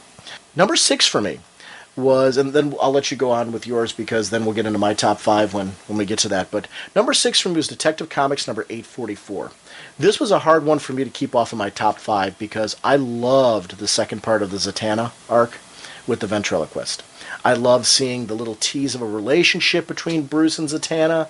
Especially, what's very cool is, if you read Infinite Crisis, read all the fallout coming out of that in Crisis of Conscience, and then read some of the issues where the two of them encountered each other after that, and what it took after 52 for their relationship to reconnect and then see them get to this point. And if you watched at all the Batman animated series cartoon, where you got to see the history between the two in that cartoon, it was just like a total mesh of multimedia geek out for me to see these two characters having this relationship and these issues. And to see how mature she was in her dealings with him and him with her. And the respect that they have, and that, like, at first on surface, it's like, those two together, are you kidding me? But then when you see them sitting there, you're like, it probably makes the most sense out of anything I've ever seen. And that's what was so cool about it. They look like the odd couple at first, but then when they talk, it's like, this works so well. And how neat was that? It, to me, was a gush a minute. Detective Comics is one that a lot of times I think gets lost in the shuffle with the Morrison book. Paul Dini's hitting this one out of the park. It's a great, great read for me. I look forward to this one every time. And I'll even say for Detective Comics, if you haven't been reading this, the fill-in issues were very good as well. Yeah, definitely big time agree with that. The Detective Comics, and I'll talk about it a little bit later. But yeah. Okay. Well, Jim, I got a couple. My number 5 next. So why don't you go ahead with everything before you get to number 5? Okay. And a couple of mine I think are probably going to be on your top 5 list. Mm-hmm. But there's a couple here I don't think are. So, Supergirl number 29. Now, when we first talked about this story arc was actually when I was in the hospital. And this is the ending of that story arc. And at the time, I remember thinking, this is an arc that could really be a defining moment for Supergirl. It could be a way for them to churn up kick it up a notch, do some serious character development. And I absolutely loved the way this issue ended. I'm not going to spoil it because even though we are a spoiler podcast, that's something I don't want to spoil for anybody, but it was such a cool, I was like, oh man, outstanding. And it opened up the door for some more stuff for her. Just kind of, she's at a crossroads. She's at a point in her life where we're going to see more of Supergirl. We're going to see, more of just, she can't just be the kid. She's not just going to be the person is she a kid? Is she adult? What is she? We're going to get a definition of who she is, and I like seeing that. And how exciting is it going to be for that book that they're saying that she is going to be tying so much more into Action Comics and Superman, and her book in general is going to be. They have some big plans for Supergirl, and I'm glad to see it because I've enjoyed her development. I've enjoyed seeing this because I think I care about her more, and it ties in so well with Smallville. Yeah. Because it is a very similar character. I'm not saying they're cookie cutter and they're exactly alike, but they're pretty close, and I like that. It's a character right now, though, that more and more that I read with her, the more and more that I'm enjoying her. And it's another... I'm with you in a sense. I'm enjoying that book. And it just tells you, wait, I didn't even mention her. And that tells you what kind of a killer month it was. Yeah, no, it's a tough one. Another one, Blue Beetle, number 27. Jaime tries to go on a normal date with Tracy 13. Yeah, that's going to happen. Oh, and that's one that should have been on my list. I tell you, admittedly. and it's not just, for me, the coolness about Blue Beetle isn't just Jaime's a cool guy. He is. He is a true hero type of character where it's that, in a way, it's the Superman style, but it's not. I'm not saying it's written like Superman. It's that he is that dun da da hero. He isn't the skirt the He's line. more Spider-Man than me, dude. Well, Spider-Man. Spidey had the exact same thing too, where but it's not. There's no question that Blue Beetle's a hero. Oh yeah. There are people who will question that Batman's a hero. Sometimes the way Guy used to do some stuff, it was kind of questionable. Not Blue Beetle. He is. Yeah. He's the bright blue beetle. He's dun da da. And I love that about this character. And on top of that, we have just the outstanding work of Team Beetle. This, for me, is a team book, even though it's an individual superhero. And it's just the way they incorporate, how they strengthen and support Blue Beetle, but they also strengthen Jaime. It's both the interconnection and just the family nature, the support, and just the wonderfulness that is just coming out of Blue Beetle. I'm like, hoorah! And it's funny because I'm gushing about it, and this isn't in my top 5, and this is the one that was painful. Wait, and this is the one that was a Will Pfeiffer fill-in, because he's filling in for a few issues. Matthew Sturgis, right? Isn't that am I right? The writer? Yes. I think. If so, I apologize. Will Pfeiffer is coming in as a fill-in writer for right now, but then there is another writer who's coming in. I thought it was Matthew Sturgis. I believe so. I apologize. But this was a great issue, and I love Tracy 13 being in this book. Yeah. It's such a neat little dynamic between the two.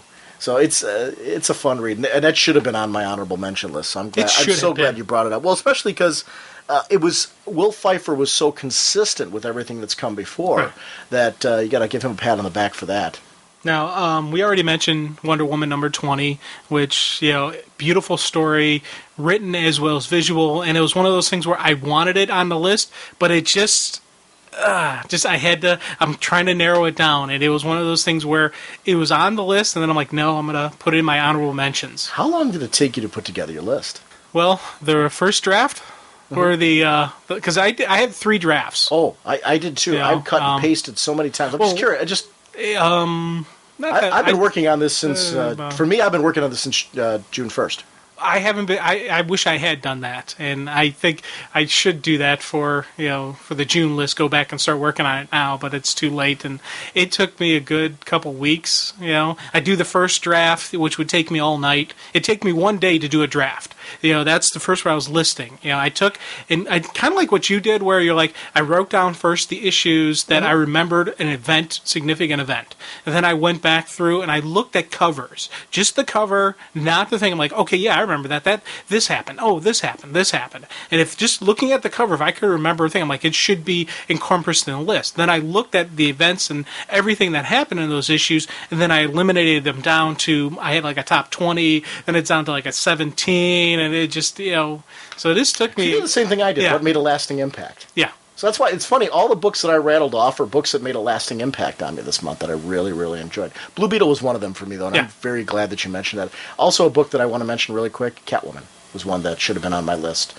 I've been really enjoying, this is the concluding storyline for Catwoman, and just mentioning Will Pfeiffer, I've really been greatly enjoying that run. It didn't make my list this time around because, oh my gosh, is this a crazy month, but go ahead. Okay. Another one, JSA number 15, which we talked about, and I gushed about it. And it didn't make top 5. It was one of those where it just got skated out. And I was just like, oh, I wanted it in there. And I'm like, no, I'm going to put it off. And I knew kind of you'd have it on your list, so I would talk about it then. But yeah, it's, as I said, this is in 15 issues. This has gone to a page turner and wow, I got to read this type thing. Green Arrow, Black Canary, number 8, which I'm betting is probably on your top 5. Go carry on. Okay. It's the Arrow family is why I love it. And it's, also just, Mia, her usage in it. I was worried, that she wouldn't, she would kind of get lost in the shuffle with the search for Connor and with the marriage, but she's out front. She's strong character. They're doing some good, cool character developments with her. And it's not just going to be a negative side where she dies from AIDS. It's her as a person, her as a hero. So hopefully, I'd like to see her personally go back to Titans as well, so we'd get a little bit more of her, but they're using her well, and there's enough of her in her title, so I'm happy with that. Mm-hmm. Last couple honor rolls are Green Lantern Corps, Booster, and Ran Thanagar. So cool. Very good. Why don't go ahead with what was number 5? Okay, my number 5 was Justice League, number 21. We gushed over the coolness before, and there's one thing I'm not sure I accurately reflected in my comments, and that was, yes, we saw these real cool Trinity moments that we talked about, but that wasn't the only thing happening in the Justice League title. We had a great Red Arrow and Hawkgirl story, and I like that. That's one of the strong things why Justice League still is, it just edged out JSA. JSA had that great story that I loved, and I was like, yeah, this is awesome. Then this month, I'm like, oh, cool, this is some just continuation goodness, but it was that fact in the JLA that yes, we have the Trinity, but we're not going to make this title just about them. We're going to show you some cool stuff that the other people are doing. Plus, they're going to build the team, and they're going to bring in more people. And so the Star Chamber, baby. Yeah, the Star Chamber. I was just like, I got to put it. That's why JLA edged out JSA this month. Okay. For me, number 5 was, and this was a hard one to only put at number 5, Batman Rip. 676 and 677. It definitely needed to be in my top 5 list. It was adjusted multiple times in my top 5 list. And it was one of those, my top 5 list consisted, I talked about books that made an impact. After I decided what books made an impact enough for me to be on any kind of list at all, I started looking at the books, and I really narrowed it down to, what are my top 5 books that I have to read the next issue of? Which ones made such an impact on me that I'm like, I am salivating waiting for the next issue. Batman Rip is one of those titles. If I had to narrow myself down to 5 books and I could only get 5 books for June, this is one of those books I've got to have. And that's on that list. So that's my criteria for that. We gushed about this and talked about it a little bit earlier, both in the DC Nation segment and this one right here. So I'll kind of leave it at that, but just say that, as a Batman fan, it's a pure joy to have an event right now that is such a wonderful page turner. I'm so excited to see what they're going to be doing in the satellite books, where they're having the echoes of this. And I like it better that way. Have the main story in here. Let's see some echoes in the other book. I'm curious for Detective Comics to see the Hush story. I think that's going to be awesome. This, to me, though, is a major event that I'm thoroughly enjoying. Okay. My number 4, Action Comics 865. I tell you, I was worried about after the Legion, would I still be as gushing about this?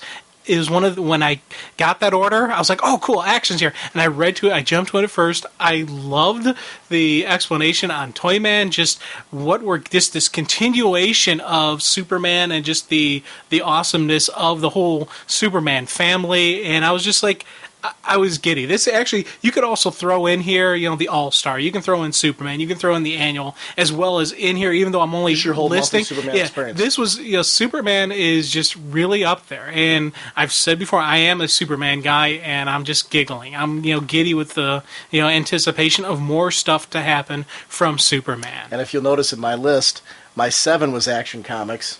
Yeah. 6 was Detective Comics. 5 was Batman, because I'm a Batman guy. Yeah. And right now the Batman stories. But I've got to totally agree with you in the sense that as a guy, I love Superman. I love the concept. And that's one of the things I'm leery to even pigeonhole myself into all that, because there's been months where Action Comics has beat out the Bat books for me. It's really one of the neat things about doing this is being able to take a look and say, wow, Superman is being written on an amazing level right now. And that Toyman story for me I was totally glued to it.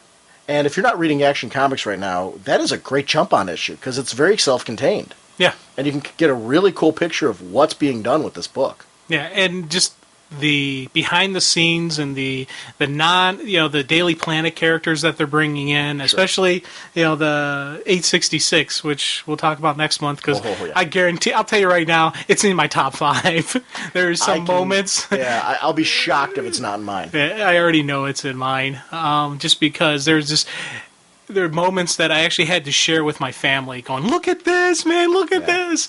So there's a giddiness on the thing. My number 4 was Justice Society of America number 15. As a fan of the original JSA series and Starman before it, to see this continue on into something, it's funny, for a book to beat out Batman for me, and especially Batman that's being this well written, it has to be resonating with me in a certain way, and JSA did that for me when it hit. Starman did that for me when it hit. There's certain books where they take a character concept that previously I wasn't into, or, previously I enjoyed casually, but it wasn't something that I'm like, okay, I'm going to rush out and get this. And they redefine it in such a way where it is so cool that I'm salivating to learn more. That's what Justice Society of America has been for me. That's what JSA was for me before. That's what Starman was before it. And those are books that take a character concept and take it to a new level for me. And that's what these have done. It's a wonderful book. It's a great read. It, to me, is I'm going to say it edges out usually JLA for me, slightly, as the flagship title of the DC Universe. And I'm very cautious to say that because I really am enjoying what Dwayne McDuffie is doing over there. So I'm very cautious to say that, but there's a slight edge because these characters, because of the whole first series, I'm very nostalgic for. But that's my number 4. Okay. Well, my number 3, Teen Titans, number 59. Dude, man, Titans together. I was just, Jeff Johns, one of the things reason I am just such a Jeff Johns fan is because of his Titans work. The Titans really were the title that helped pull me back into comics. It was his writing on the run. When I went back and picked up the back issues and just reading everything he was doing with them, like, man, this is cool. And this is one of the reasons I'll always follow Jeff Johns, because I've seen what he can do when he's firing on all cylinders. I now have the exact same feelings towards McKeever. I've seen what he can do when he's hitting, and when he's hitting right. So if his name is on something, I'm picking it up just because I know there's potential that there's going to be some serious gold out there.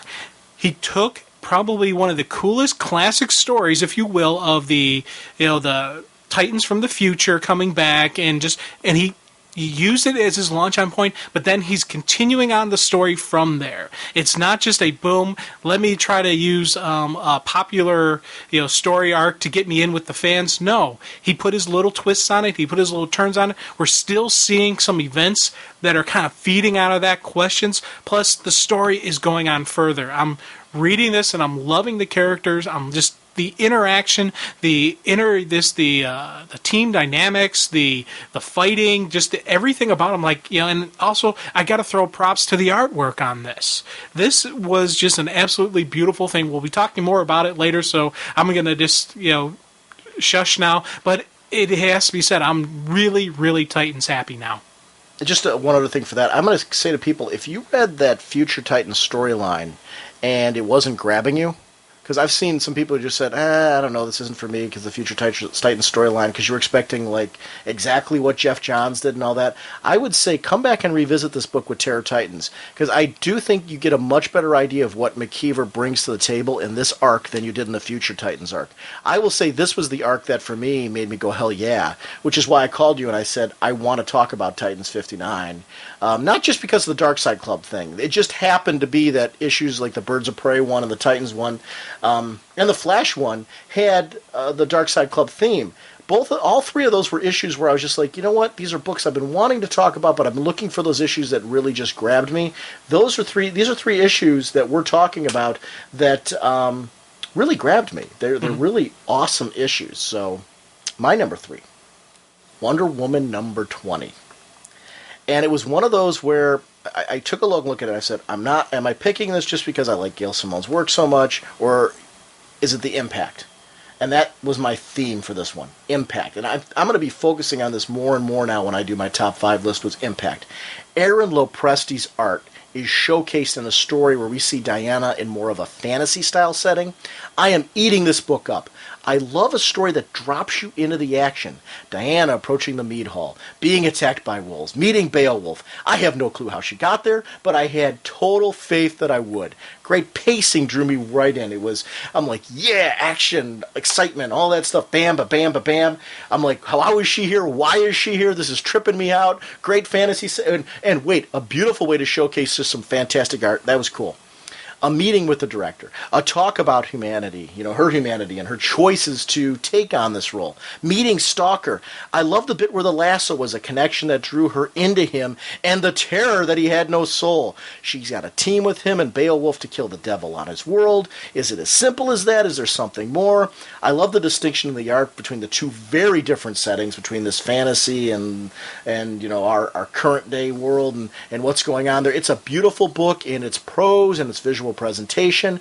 Give this one a shot with issue 20 if you haven't. It's a great art to jump on. You don't need any previous knowledge. Anything you need, is filled right in for you. Issue 20 to me. Aaron Lopresti, new artist on the book. Woo, woo, woo. Wonderful stuff. I was drooling. I know, man. I still am. I know. When I originally had my original list, I had it was Superman, Wonder Woman for number 4, and I was like, I'm like, no, and I had to decide between the two of them. I'm like, which one am I going to keep? And I was like, I was going back and forth, and I wanted it. It's a great. It's. Oh man, that's why sometimes I hate doing 5 or limiting this stuff, because I want to talk about all this stuff, and this is just one of those titles where it's, as you said, the artwork, but it wasn't just pretty pictures. It was a flow and a style, and it was a nice complement to what was written, to what we were seeing, and it was just a nice meshing. Her writing first grabbed me on The Amazing Birds of Prey, which is already a favorite series of mine when she jumped on it. So it was one of those where it's kind of like, it's a great time to get to know a writer at that point, because I was already invested in the book, so it was like, okay, let me give this a chance. Really, really got into her there. But then as she started to do more things like your Villains United, your Secret Six, and you started to see Rosenthorn and different things with her that she was doing, I started to see her reimagining concepts for me and reintroducing me to concepts in a way that I didn't know that they could be interesting to me. All New Adam was a great example of a book where, I was kind of jazzed from the little teaser that we got in that one-shot special that DC put out. And then when the book came out, I was expecting to enjoy it. I had no idea how exciting it would be to see a little man riding a dog down the street. A disembodied head shouting out Happy Days references. This is something about her writing that does that for me. James Robinson is an example of a writer who did that for me with Starman, where it took a concept like Starman, reimagined it for me, and got me so invested into that concept. This is that type of writing for me. It just resonates with what I'm looking for in comic storytelling, which is always a personal thing, and for me personally, this is what I want to read every month. And she's taken Wonder Woman now, and I've had some Wonder Woman runs that I've been, George Perez's run. There's been runs where, William Measure-Loeb's, The Contest, that type of stuff, the whole Artemis arc. Have you read any of that? Artemis Becomes Wonder Woman? No, I haven't. And it's been talked about, and I'm like, I want to pick it up, and I'm like, it's one of those things that's on my list of, hey, I probably should pick this up and read it. Wonder Woman is a very cool character. It's funny, when she was on television back in the 70s, I used to love and adore that show. But it was one of those characters that outside of the television show, I enjoyed her on Super Friends. I read some comics with her. It was the Perez run where I really started to say, Wonder Woman's a lot cooler than I realized. And I got really into her character, and then I kind of drifted off, the series, and then, due to budgetary reasons, I had to honestly, cut out some books, and Wonder Woman was one of those that went on the chopping block. I came back to her during The Contest, hung around with that for a little bit. I stayed around for John Byrne's run, and then I just kind of drifted away from the book again, and then picked it up with Rucka's run. And then, obviously, there was the relaunch and all that, and I stuck with it since the relaunch. And it really was when Gail Simone came on that I'm like, yes, this is Wonder Woman, this is what I want, I'm really enjoying this. And this artwork from Aaron Lopresti is, perfect. I love fantasy stories. I'm a big fan of fantasy novels. Terry Brooks' Shannara series is a big one for me. Tolkien's books, I've got a lot of Tolkien's books, and I've read them when I was a kid in elementary school, 7th and 8th grade, I was reading a lot of Tolkien. And the great thing about great fantasy art is that when it's done right like this, it just it's magical. And to see Wonder Woman in this setting, Wonder Woman's a character that can go anywhere. And it's done that in this run. She's been to space, she's been here, and I'm going to go on for hours. I'm just going to say this book firmly deserves its place in my number 3 because of impact. And it's had impact for me. Okay. My number 2, and the only way I can call this is just the Bat universe. The Bat family, Robin 174, Batman 676, 677, Nightwing 144. Do you try to get as many books as possible in your top 5? I could not separate these. And heck, you can even throw Gotham Underground and Batman and the Outsiders in this list. Sure. There is just such cool Bat goodness. And here's the thing. This is my number 2 spot. It beat out Superman. It beat out Wonder Woman. It beat out the Titans. I like Batman, but I'm not a Batman guy, and it beat me out just because the way they're doing, this Bat family. You got the whole Robin story arc going with the spoiler stuff. You got Nightwing with Dick reinventing himself or going back to his origins or however you want to word it. You're seeing this really cool Nightwing. Then you got this Rip story that is just pulling you in. You got the detective stuff that are just some really cool stuff. I loved the ventriloquist stories, the Zatanna stories, that the Harley Quinn one they had where they show her, why she got free, why Bruce actually was able to finally kind of in a way trust her and think, okay, maybe you're on the up and up. It was just some really cool stuff that's going on in Batman, and it's something that's been building and chugging, and now we're at the top of the roller coaster. We're hitting the first hill. It's the hold on white knuckles ride going hoo. I am gushing about Batman, and it is just something that is just like, yes, hell yes. You mentioned Batman and the Outsiders and Gotham Underground. I love Batman and the Outsiders. That's been a tremendous, tremendous read all the way through.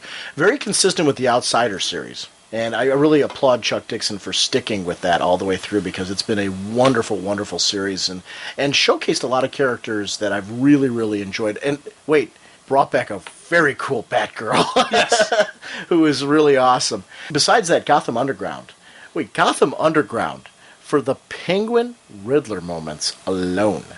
Oh, God, yeah. That was some, and the Joker segments, just a wonderful, wonderful series. Stuff they were doing with spoiler in there. Yeah. And, it was just you're right. I totally agree with you on the whole Bat universe. That was Frank Thierry who was doing that, and he really nailed that one. That was a really, really good miniseries. It's funny, when you lump all that together, I agree with you in the fact that that's why I couldn't separate them. Right. I had to keep them all together. And I deliberately separated it and that's why I did a top 10 list because I explained it before like a million times. I do feel that responsibility to put like a kind of a hierarchy in it because I tend to get accused a lot of just randomly liking everything and not having any hierarchy. So I figured I'd show that there's more to it than that.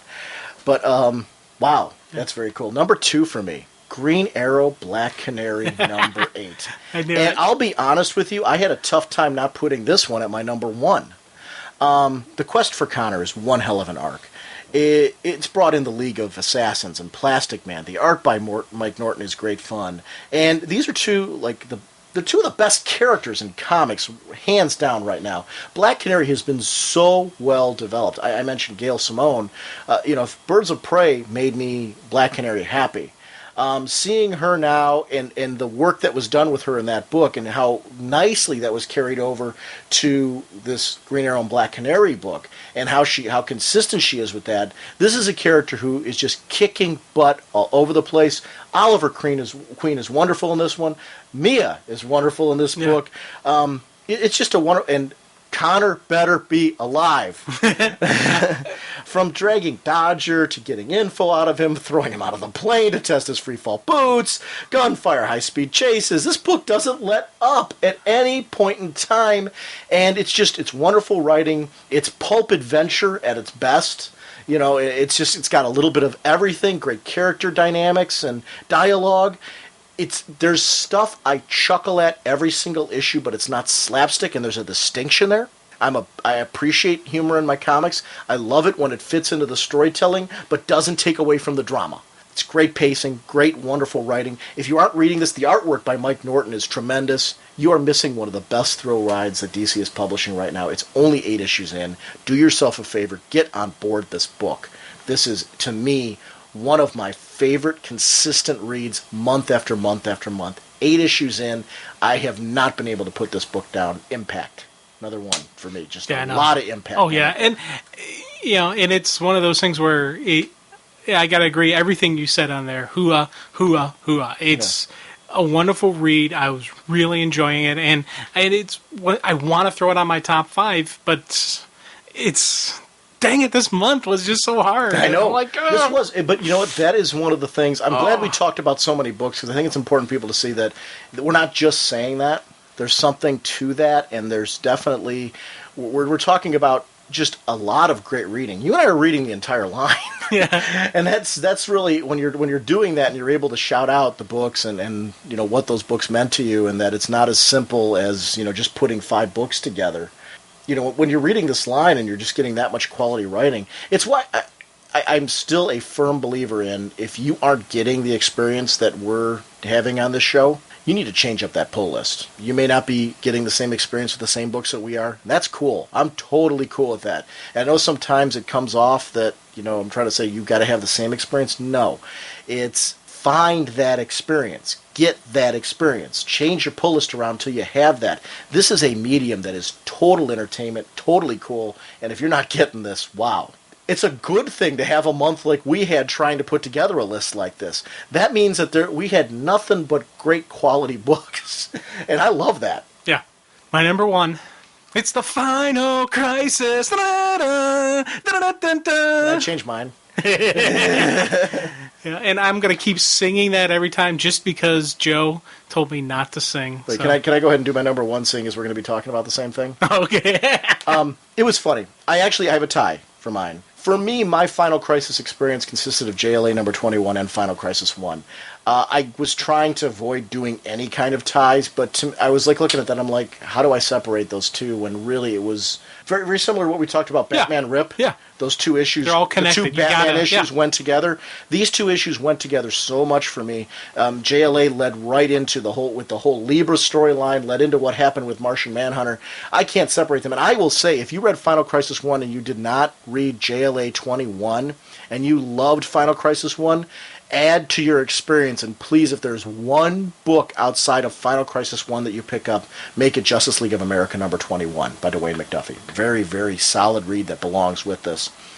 Continuity craziness aside, and I mentioned in the forum, we've had some lively debates lately with Jason Wood and a few other people in there, and just to kind of clear some of the air on the tones of any of those stuff on the forum, I'm a firm believer in the forum. It's about the spirit of great debate. We don't all have to agree on everything. And it's great to be able to debate comics in a friendly, fun environment where we all respect each other. And that's what that's all about. But this type of thing, when you take a look at that, forget the continuity craziness here. There were a few segments in there. I took that out of my head when I took a look at what my top 5 looks like, and I said to myself, okay, let's look at the writing. Let's look at the artwork. The writing in those segments where there is the continuity craziness, the writing in there was beautiful. The Green Lantern segments where they were doing the police work and all that, oh my gosh. I love the whole, you and I both, wait, when 2 people, and you and I on this show have viewed a lot of books, even where we both enjoyed the book, we viewed it very differently.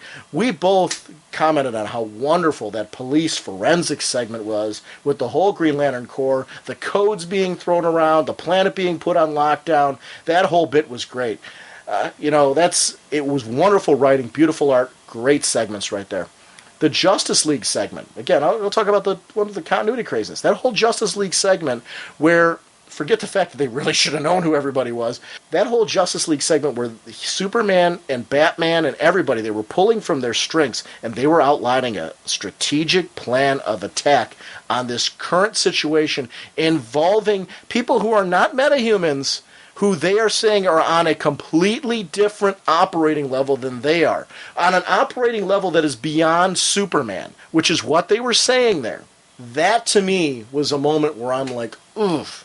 And that's where Death of the New Gods really worked, because it established the gods as people on that operating level. And I really liked that. This, to me, this Final Crisis issue was brilliant all the way through. Now, forget the continuity craziness stuff. Even if you got that in your head, you got this whole wonderful, well-developed bit with Libra going on, and the stuff with Terrible Turpin, and the stuff with the Question, the way John died. they didn't give this guy, they didn't die heroically. That was robbed from him. He was robbed. I'm mad. I'm mad at Libra. I'm mad at those villains, mainly because Salvation Run gave me a John Jones who I was like, ugh. You talk about Batman and the Outsiders. I loved the bits with him. I liked his Martian Manhunter miniseries as well. So I'm invested in this character now. I'm thinking he's really cool with what they've been doing with him. Now all of a sudden Libra takes away his chance to die a hero? Ollie Queen summed it up best at the end, and whoa, brilliant epilogue to the whole thing. Not only do you have that moment, but you take an established hero like Green Arrow, who's really cool in the universe right now, you put him on the television ranting and raving about it, as we see what's happening with Nyx, who's been expelled. Ooh, we've got a great story right now. Forget the continuity issues and all that stuff. They're there. They're all that. This is a great read. This is a hell of an event. I'm buying that issue on Wednesday because I'm taking it on the plane with me so we can record over the weekend our Final Crisis #2 segment. Because if you're going to see me in a line at the con, if you see me with a notebook out and a comic book, I'm writing my notes for it. Because that to me, this is what comics are all about. This is what good events are all about. And before I was even halfway through the first issue, I was looking forward to the second one. Yeah. And as I'm going along, I'm like, it had, there was all the hype, there was all the thing of the Final Crisis. This is it, the day that evil wins, and all, and it lived up to the hype. It really and truly lived up to, it was and is a significant event in the DCU. With everything you said about how, especially I really like how you said how John was robbed the hero's death. Yeah. That is a crucial thing, and I think we're going to see even more of that. Just the retaliation of that action. What's going to happen? Are we going to see a hero cross the line? Are we going to see someone get maybe a little bit rougher than they normally would in the past because it is John? Because it is their friend, Ollie is a prime example on that. The Human Flame was doing the cell phone pictures of it. That's going to get posted online. The Justice League are going to see those images of their friend dying. How are they going to react to that? This is a team that at one point in time erased memories and altered someone's mind. If they're pushed to a level beyond where they, it's that emotional response. They are people. They will respond. We saw what they did to Dr. Light when he raped Sue. What are they going to do when they see the death of John and how this nasty and how they're all laughing, going, yeah. It's good. There's going to be some serious ramifications, and I really hope they show it. Yeah, I do hope they show it on camera, not as an off-camera thing. Goes back to impact again. Just that word for me. This book had a ton of impact on me, to the point where I'm talking passionately about the stories leading up to it and how much of that impacted my enjoyment of this issue. Which is funny. I know some people are going to beat their heads against the wall and going that they disagree with that. But that's where I think that says something about this book, though. You can be of different minds on the storytelling of the last year, but you all can agree on one thing, how much you enjoyed this issue. And that's something where I find it interesting, and I think that's something that this book should be commended on, in the fact that a lot of different mindsets can enjoy Final Crisis. And that's a sign of good writing and a great impactful event. So this was just, to me, woof. I want to give, I did a few books that were outside of the DC universe. Just a quick little top 5. I'm just going to just quick bullet points. Bam, ba, bam, ba, bam, ba, bam. Number 5 was Number of the Beast, 3 and 4 from Wildstorm, which is a wonderful, if you're not reading that one, it's definitely one to check out from Wildstorm. Number 4 from Vertigo, Northlanders number 6, which that's been a book, all the issues straight on through. Sven the Return, baby. Yes. Sven the Return. I want to see him have his reckoning so bad. Dude, it's coming, man. This is going to end in blood. Mm-hmm. And it's going to be a river, a lake, or ocean of blood, and I'm really looking forward to it. Right. Number 3 is All-Star Superman, number 11, and you can arguably plug him right into that into the DC universe. I didn't want to ignore this book. And it was important enough of an issue to me with the whole Luthor build up to what's going to be going on in issue 12 that I didn't want to leave it just in my honorable mentions because Morrison and Quitely are doing something really special here with this book, and I can't wait till issue 12. It's one of those where wasn't going to do it. I picked up the hardcover, and I'm going to go wind up doing it straight on through. It's that good of a series, though. It's one I don't care. Delays between issues, put it out whenever you can. Every one of the issues, it's really one of those books. It's funny. I've never picked up an issue of it and cared when it was released. I just want to pick it up and read it. And it's one of those. I'm glad it's out of continuity though, because it's not conflicting with anything. It doesn't need to be released at any particular time for that reason. So it's just a great book. Number 2, and this is one, Johnny DC Tiny Titans number 4. Every month since issue 1 came out, Art and Franco have been delivering just such a wonderful one. This is the one with the first time we see Nightwing's, see Robin as Nightwing, and it opens up with the Nightwing dance party on the cover. And I love the fact that this book moves really well. If one gag isn't grabbing you, there's another gag right around the corner that's going to. It's so fun. It's been a great read. I love the fact that they're pulling every bit of characters in that they can possibly find. It's a lot of fun for me. Number 1 for me is a book, Vinyl Underground number 9. I can't get enough of this book. Like I mentioned, I'm a big fan of Torchwood, British television in general, and this book has that feel for me. I'm watching Doctor Who right now, and I'm enjoying this 4th season so much. I've so much of my life, I talked about Batman and comics in general. The other incredible interest of mine is Doctor Who and British sci-fi and British television in general. British sci-fi, especially with the Doctor Who focus, has been such a heavy thing for me. This new run of them, though, with Doctor Who and then Torchwood and then the Sarah Jane Adventures and all that, I've been really geeking out over this whole thing. This, for me, Vinyl Underground fits in that category of just really cool. It's just like what Torchwood is to me, and it's an I don't know. It's not even fair to call it an edgier Torchwood. It's just another series that has that kind of flavor to it that I'm really enjoying so much. And that's kind of what I mentioned last time we did this, that I'd like to do something where I acknowledge some books that are outside of the main DC universe. So I just kind of quickly threw that list together. This one, please participate in this one. senseiofwhatnot@gmail.com. And thank you, Jim, for your time putting this together as far as getting the listeners involved for this one, because to me, that's the key to the whole thing, is having our listeners involved as well. I'm really enjoying that. You filthy criminals. We got this cool gift, and this is an email from, actually a letter, I should say, from Brian Buddy. Hi, Sean. Thanks for the podcast and keeping me abreast of what's happening in the DC world. I can't buy many comics, so it's great to hear your show. For the last few years, I've been making knotted twine rosaries. I learned how to make them via the Rosary Army, which is www.rosaryarmy.com. That's www.rosaryarmy.com.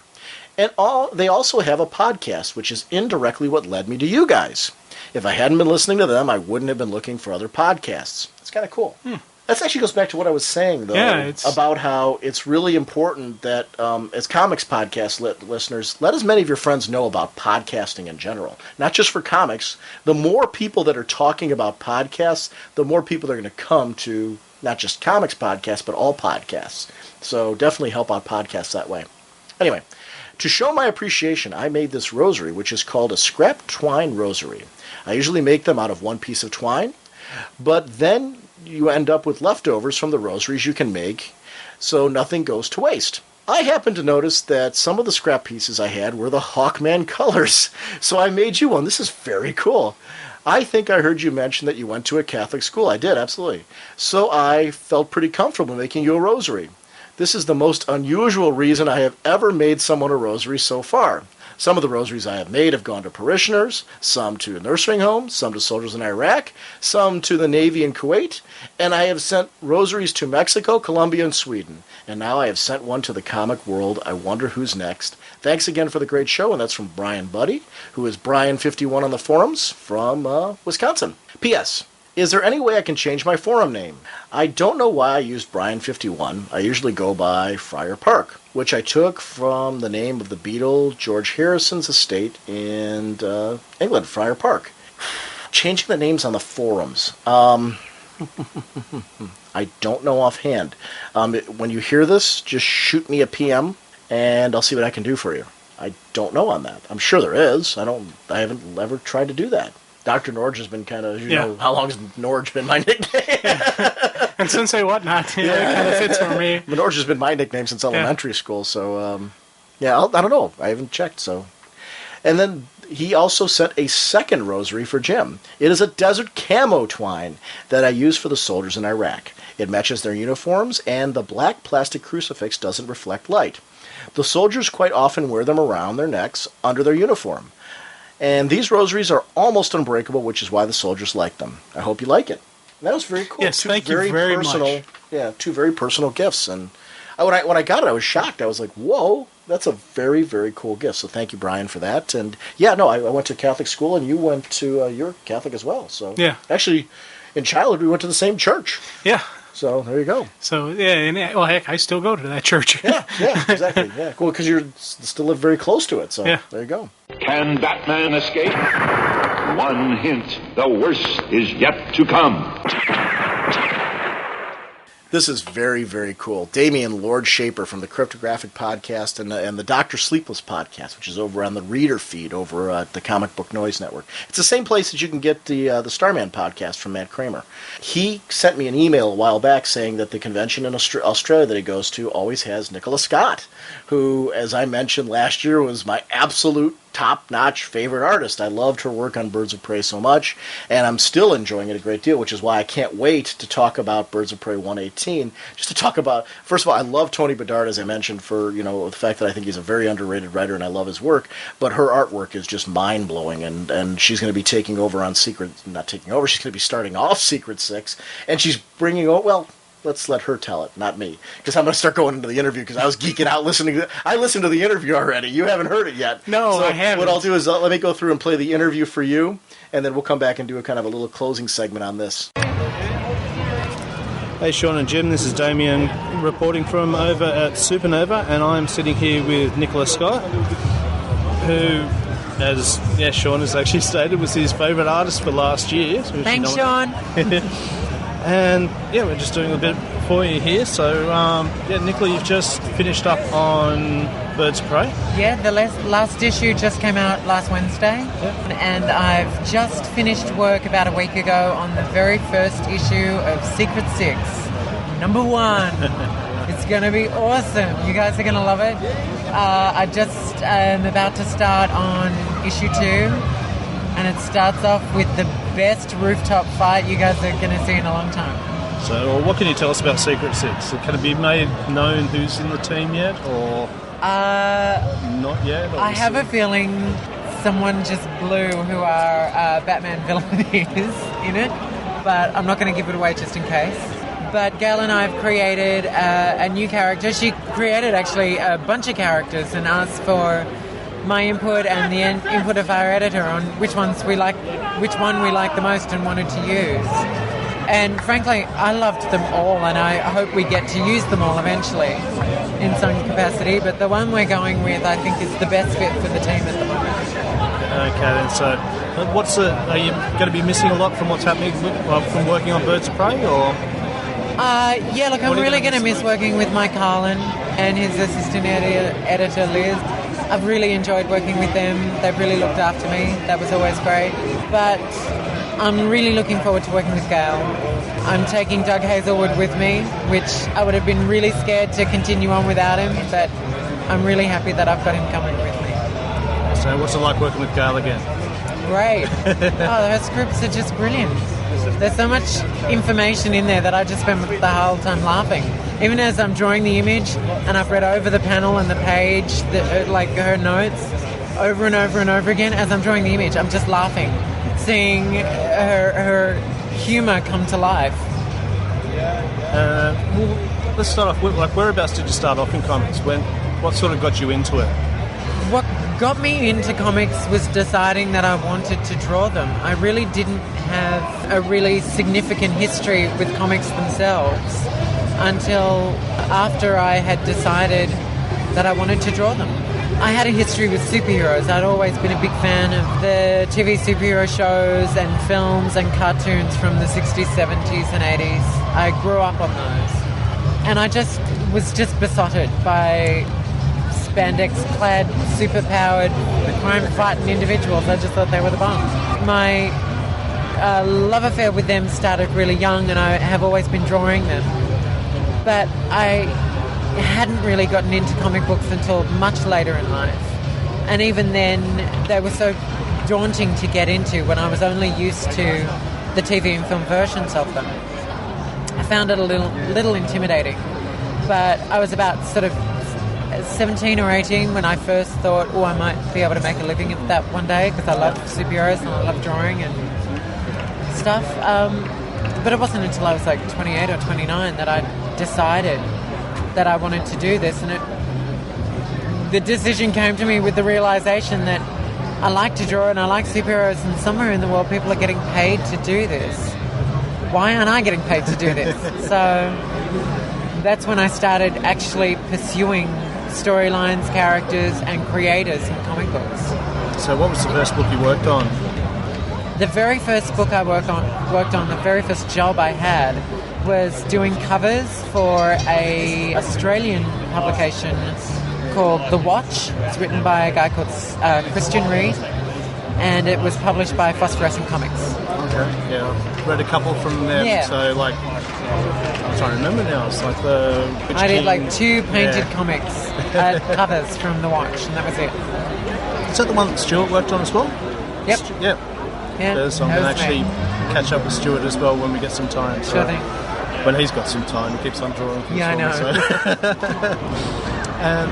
know. Okay, so and then from there you went on. I know you said you did some Star Wars stuff as well. Yeah, the first sort of really mainstream job that I got was at San Diego Comic-Con in 2004.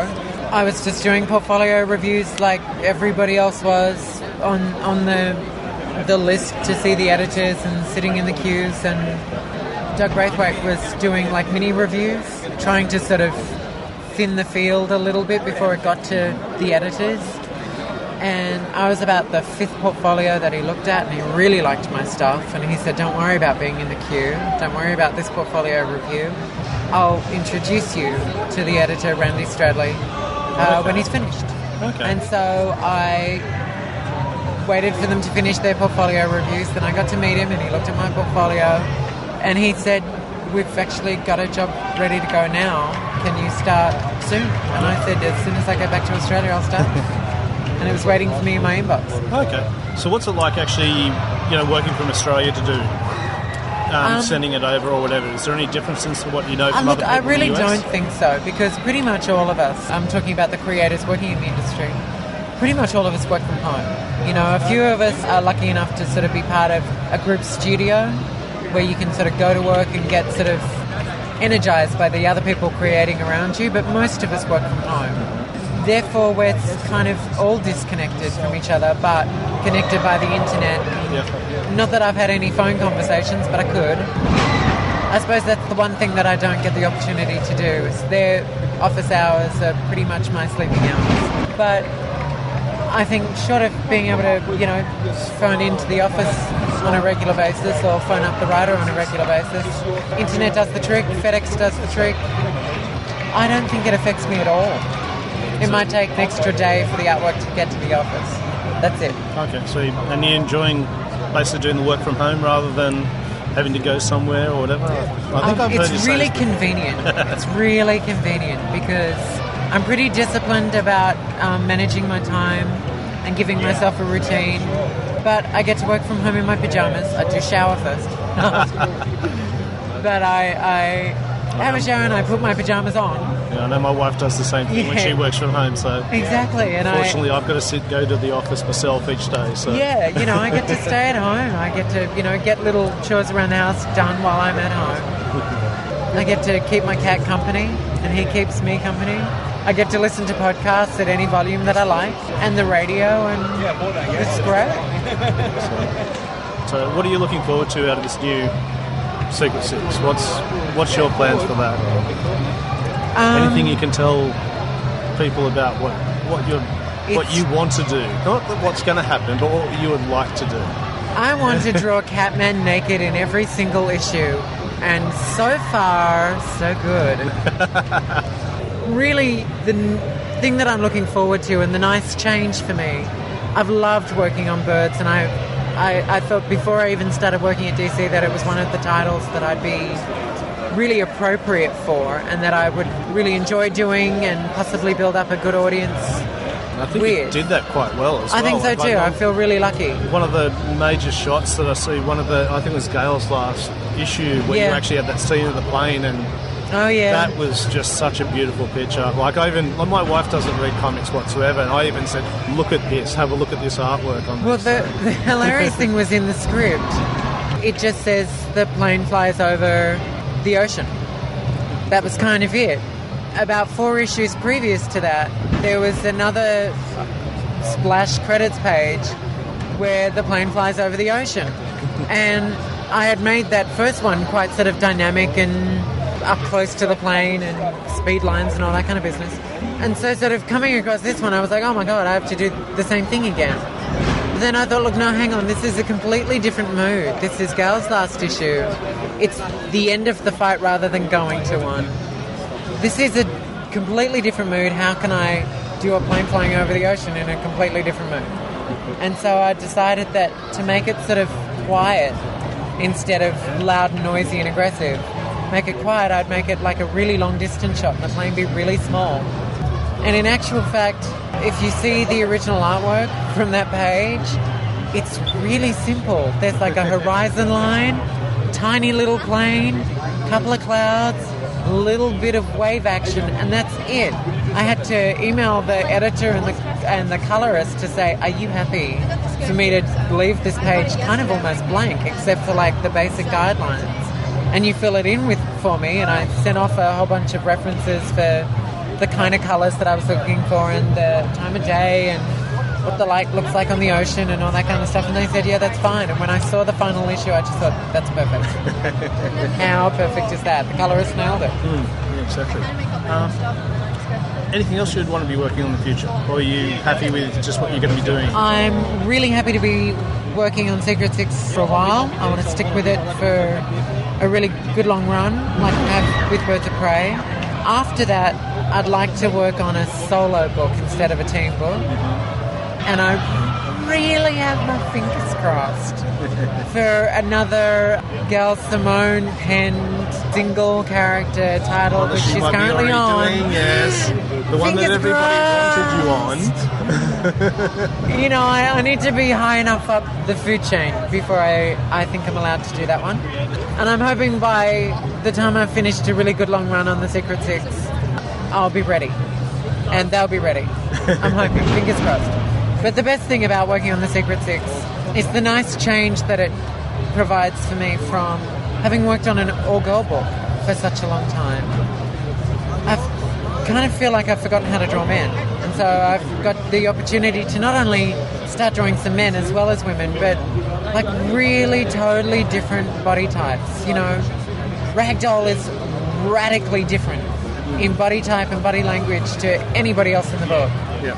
Even Catman and Deadshot, who are reasonably similar in height and build, though not the same, have a completely different sort of mood to their body language, and I'm trying to get that across, and completely different types of facial expressions, and I'm trying to get that across. And so that's a lot of fun, and it's also nice to work on a book that's sort of going into the grey area a little. Like Birds of Prey can be quite action-packed, but it's still a little bit bubblegum, being an all-girl book. It's printed on very shiny paper, it's got very shiny colours. It's quite shiny. Secret Six is a lot grittier and a lot dirtier and a lot nastier and definitely not kid-friendly. But everybody else should love it. One thing, since I've left all my notes at home, I wrote out everything last night and I've left them all at home, as you always do, as I always do. One thing that I do remember that Sean was actually asking about was, where do you get the inspiration for the emotion of your characters? Whenever you draw them, you can see that they're actually showing the emotion they should be doing. You know, that's very expressive, the way you can tell a story with each panel type thing. Thank you. It's pretty much there in the script. Almost every script I've worked on, it gives you an idea of the mood of the scene and the feelings that the characters are going through. And sometimes the feelings that the characters are going through are at a juxtaposition to the mood of the scene. Sometimes the scene is quite funny, but the feeling that the character is going through is kind of sad, which makes it even funnier, which is a bit mean. But, there should be quite a bit of information there that gives me the direction. But from there, what I do is, and this is where I think my background with acting training comes into play, is I actually act out the scene, each character. I sort of talk out the lines, I say them out loud, I kind of act it out loud in an exaggerated way. And then I see where my face lands at the key moment of whatever it is that they're saying or whatever it is that they're feeling. And I either think, okay, that's what my face is doing, and I draw that, or I get out a little mirror and I look at what my face is doing and I think, okay, that's what it's doing, and I draw that. But I think it really just comes from acting it out. I don't want to just draw static faces without their mouths open when they're clearly talking. I want to nail what it is that they're saying. So I've got to say what they're saying with the emotion that they're saying it, and try to get it on paper in the character that I'm drawing.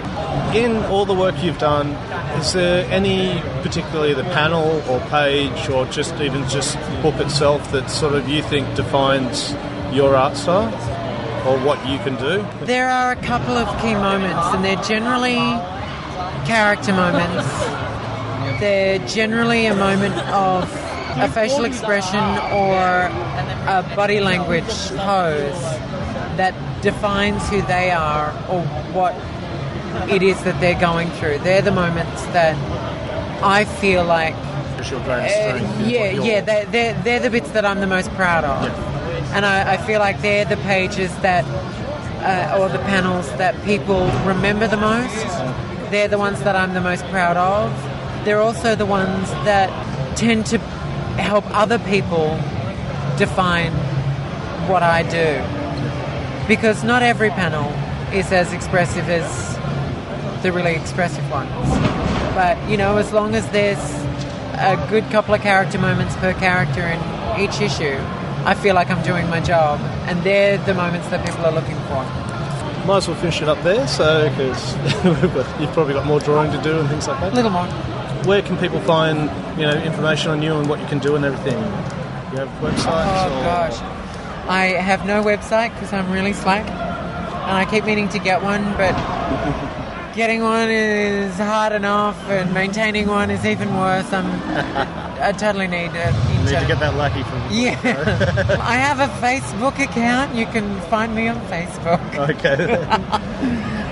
I've had a couple of sketches done by you over the last year or so, and even my son had a Robin done by you, so I'll get those sent over to Sean as well, so he can put them up on for his sketches that he's got there. And back to you guys.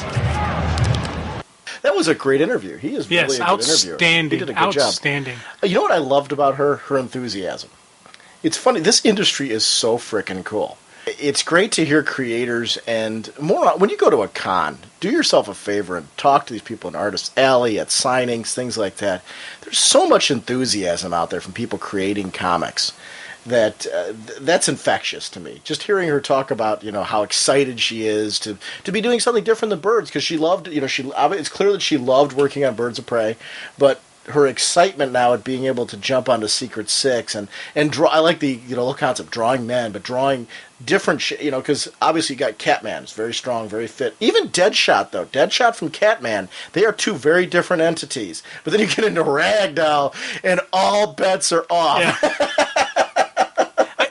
I'm really curious to see who the Batman villain is, who it is. I am too.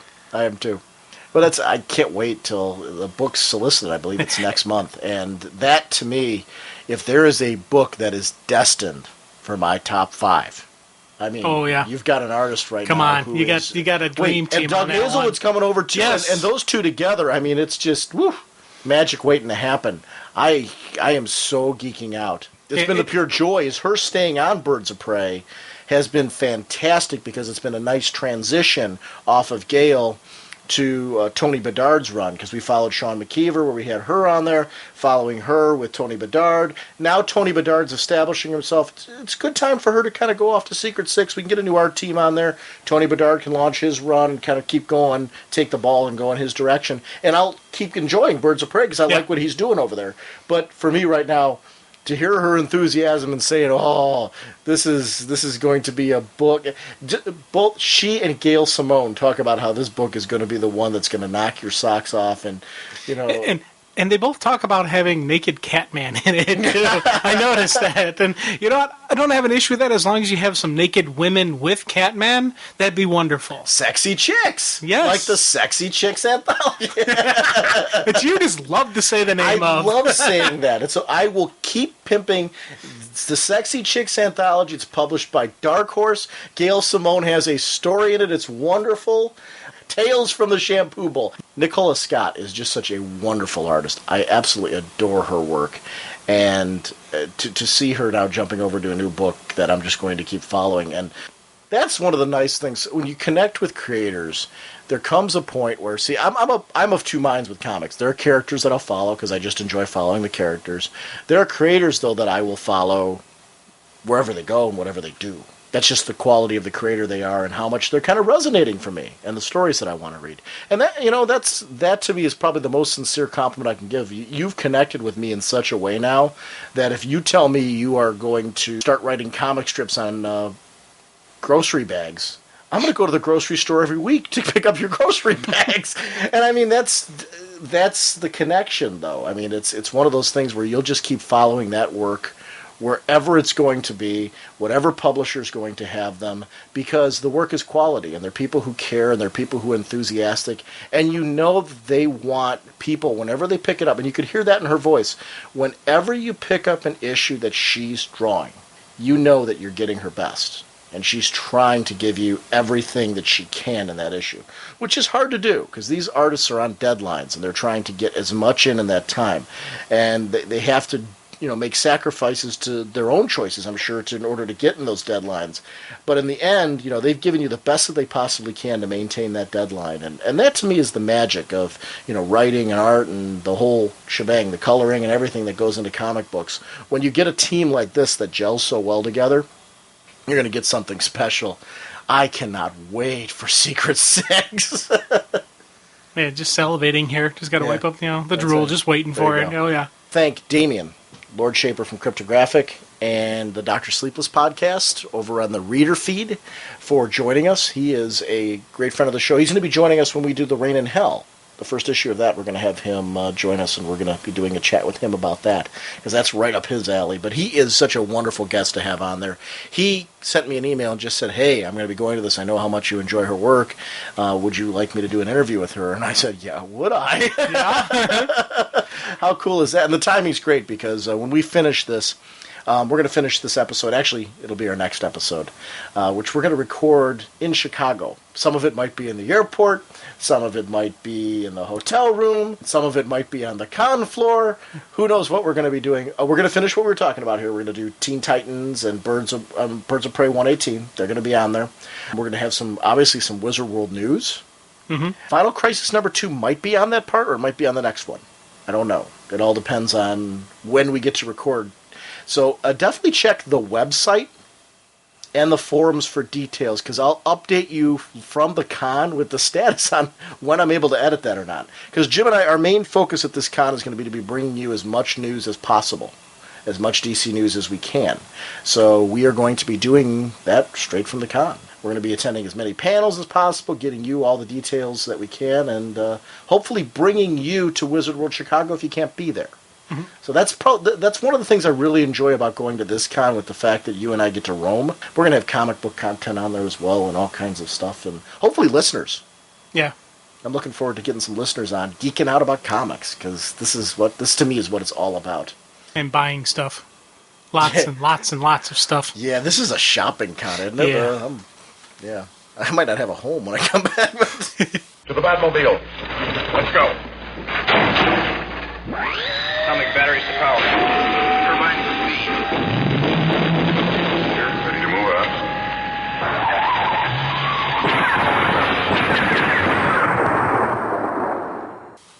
Our sponsors for this episode are DCBService.com and InStockTrades.com. Brave and the Bold number 16, written by Mark Waid, with cover by Scott Collins, Superman, Catwoman, together at last. Regularly $2.99, 40% off, only $1.79. Blue Beetle trade paperback, Volume 4, Endgame, collecting issues 20 to 26, the Sinestro Corps War tie-in, and the arc afterwards, that Endgame arc. Ooh. You know, it's we learn really a whole bunch of details about the Scarab in this arc. We get the all-Spanish issue. This was, to me, the biggie arc. This was the impressive arc. 40% off. It's regularly a $14.99 trade. You can get it for $8.99. This is a great jumping on point. If you're not reading Blue Beetle, don't miss out on the hype. Grab this volume. Don't feel like you got to go back to the beginning. Start right here. If you like it, go grab everything. You know, and then you can go ahead and do that. But this is a great jumping on point. This is a trade that is an enjoyable read on its own. You'll feel glad that you bought it. If it's not your cup of tea, you'll at least get yourself a great big arc that ties into Sinestro Corps. You get to see that really cool Spanish issue. And this Endgame arc was really dramatic. Birds of Prey number 121, written by Tony Bedard, art by Michael O'Hare and John Floyd. The Joker infiltrates the high-tech gang network of the Birds, and in their new hometown of Platinum Flats. Regularly $2.99, 50% off. Special discount on this one, $1.49. Whatever your shipping preferences, whatever your bag and boarding preferences, DCBS accommodates your collecting needs. Remember, they have discounts all the way up to 75% off on books. So if you haven't checked out their website, go to DCBService.com and check out the savings that you can have doing this. Don't forget our in-stock trades book of the month for June is Seven Soldiers Volume 2, Grant Morrison's epic 30-part tale, which right now, this is a big event. There's definite tie-ins to Final Crisis. Yeah, absolutely. So we're going to be talking about that. It's our June book, which means you have all of June to purchase it. And then in July, we're going to be doing an episode revolving around it. And actually, I have a tentative release schedule up on the Raging Bullets website. And it's really only tentative at the moment because of the Wizard World stuff we're going to be doing, which obviously we're going to want to bring you the con stuff as timely as possible. But we're going to be getting that Seven Soldiers really, really, really soon. It's over the next few weeks. It's regularly $14.99, 47% discount, only $7.49 for that book. Vinyl Underground, trade paperback volume number 1, Watching the Detective. It's the first 5 issues of this series. Cy Spencer, this is an ongoing, it really is ultra cool. They say that in their blurb, but it moves, it clicks. It's an ongoing crime noir series by television writer Cy Spencer, and the art team is amazing. It's a mature reader's book for sure, but it's regularly $9.99, only $6.29 with the 37% off to get the first 5 issues of this series. And you heard us talk about this on the show, and I can't recommend it enough. InStockTrades.com is your source for your collected edition needs. If you are looking for anything, remember, $50 or more, you got free shipping. So not only are you getting that tremendous 37% off savings or more, like your 47% off for Seven Soldiers, you're also getting free shipping, which adds to that savings then. Thank you for supporting us, DCBService.com and InStockTrades.com.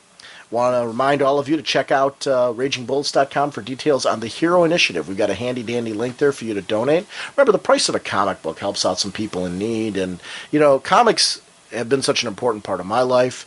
It doesn't matter if you just got started into comics. Remember, every month you are reading these books, and there are people who laid down the groundwork and the foundation for this industry who need some help.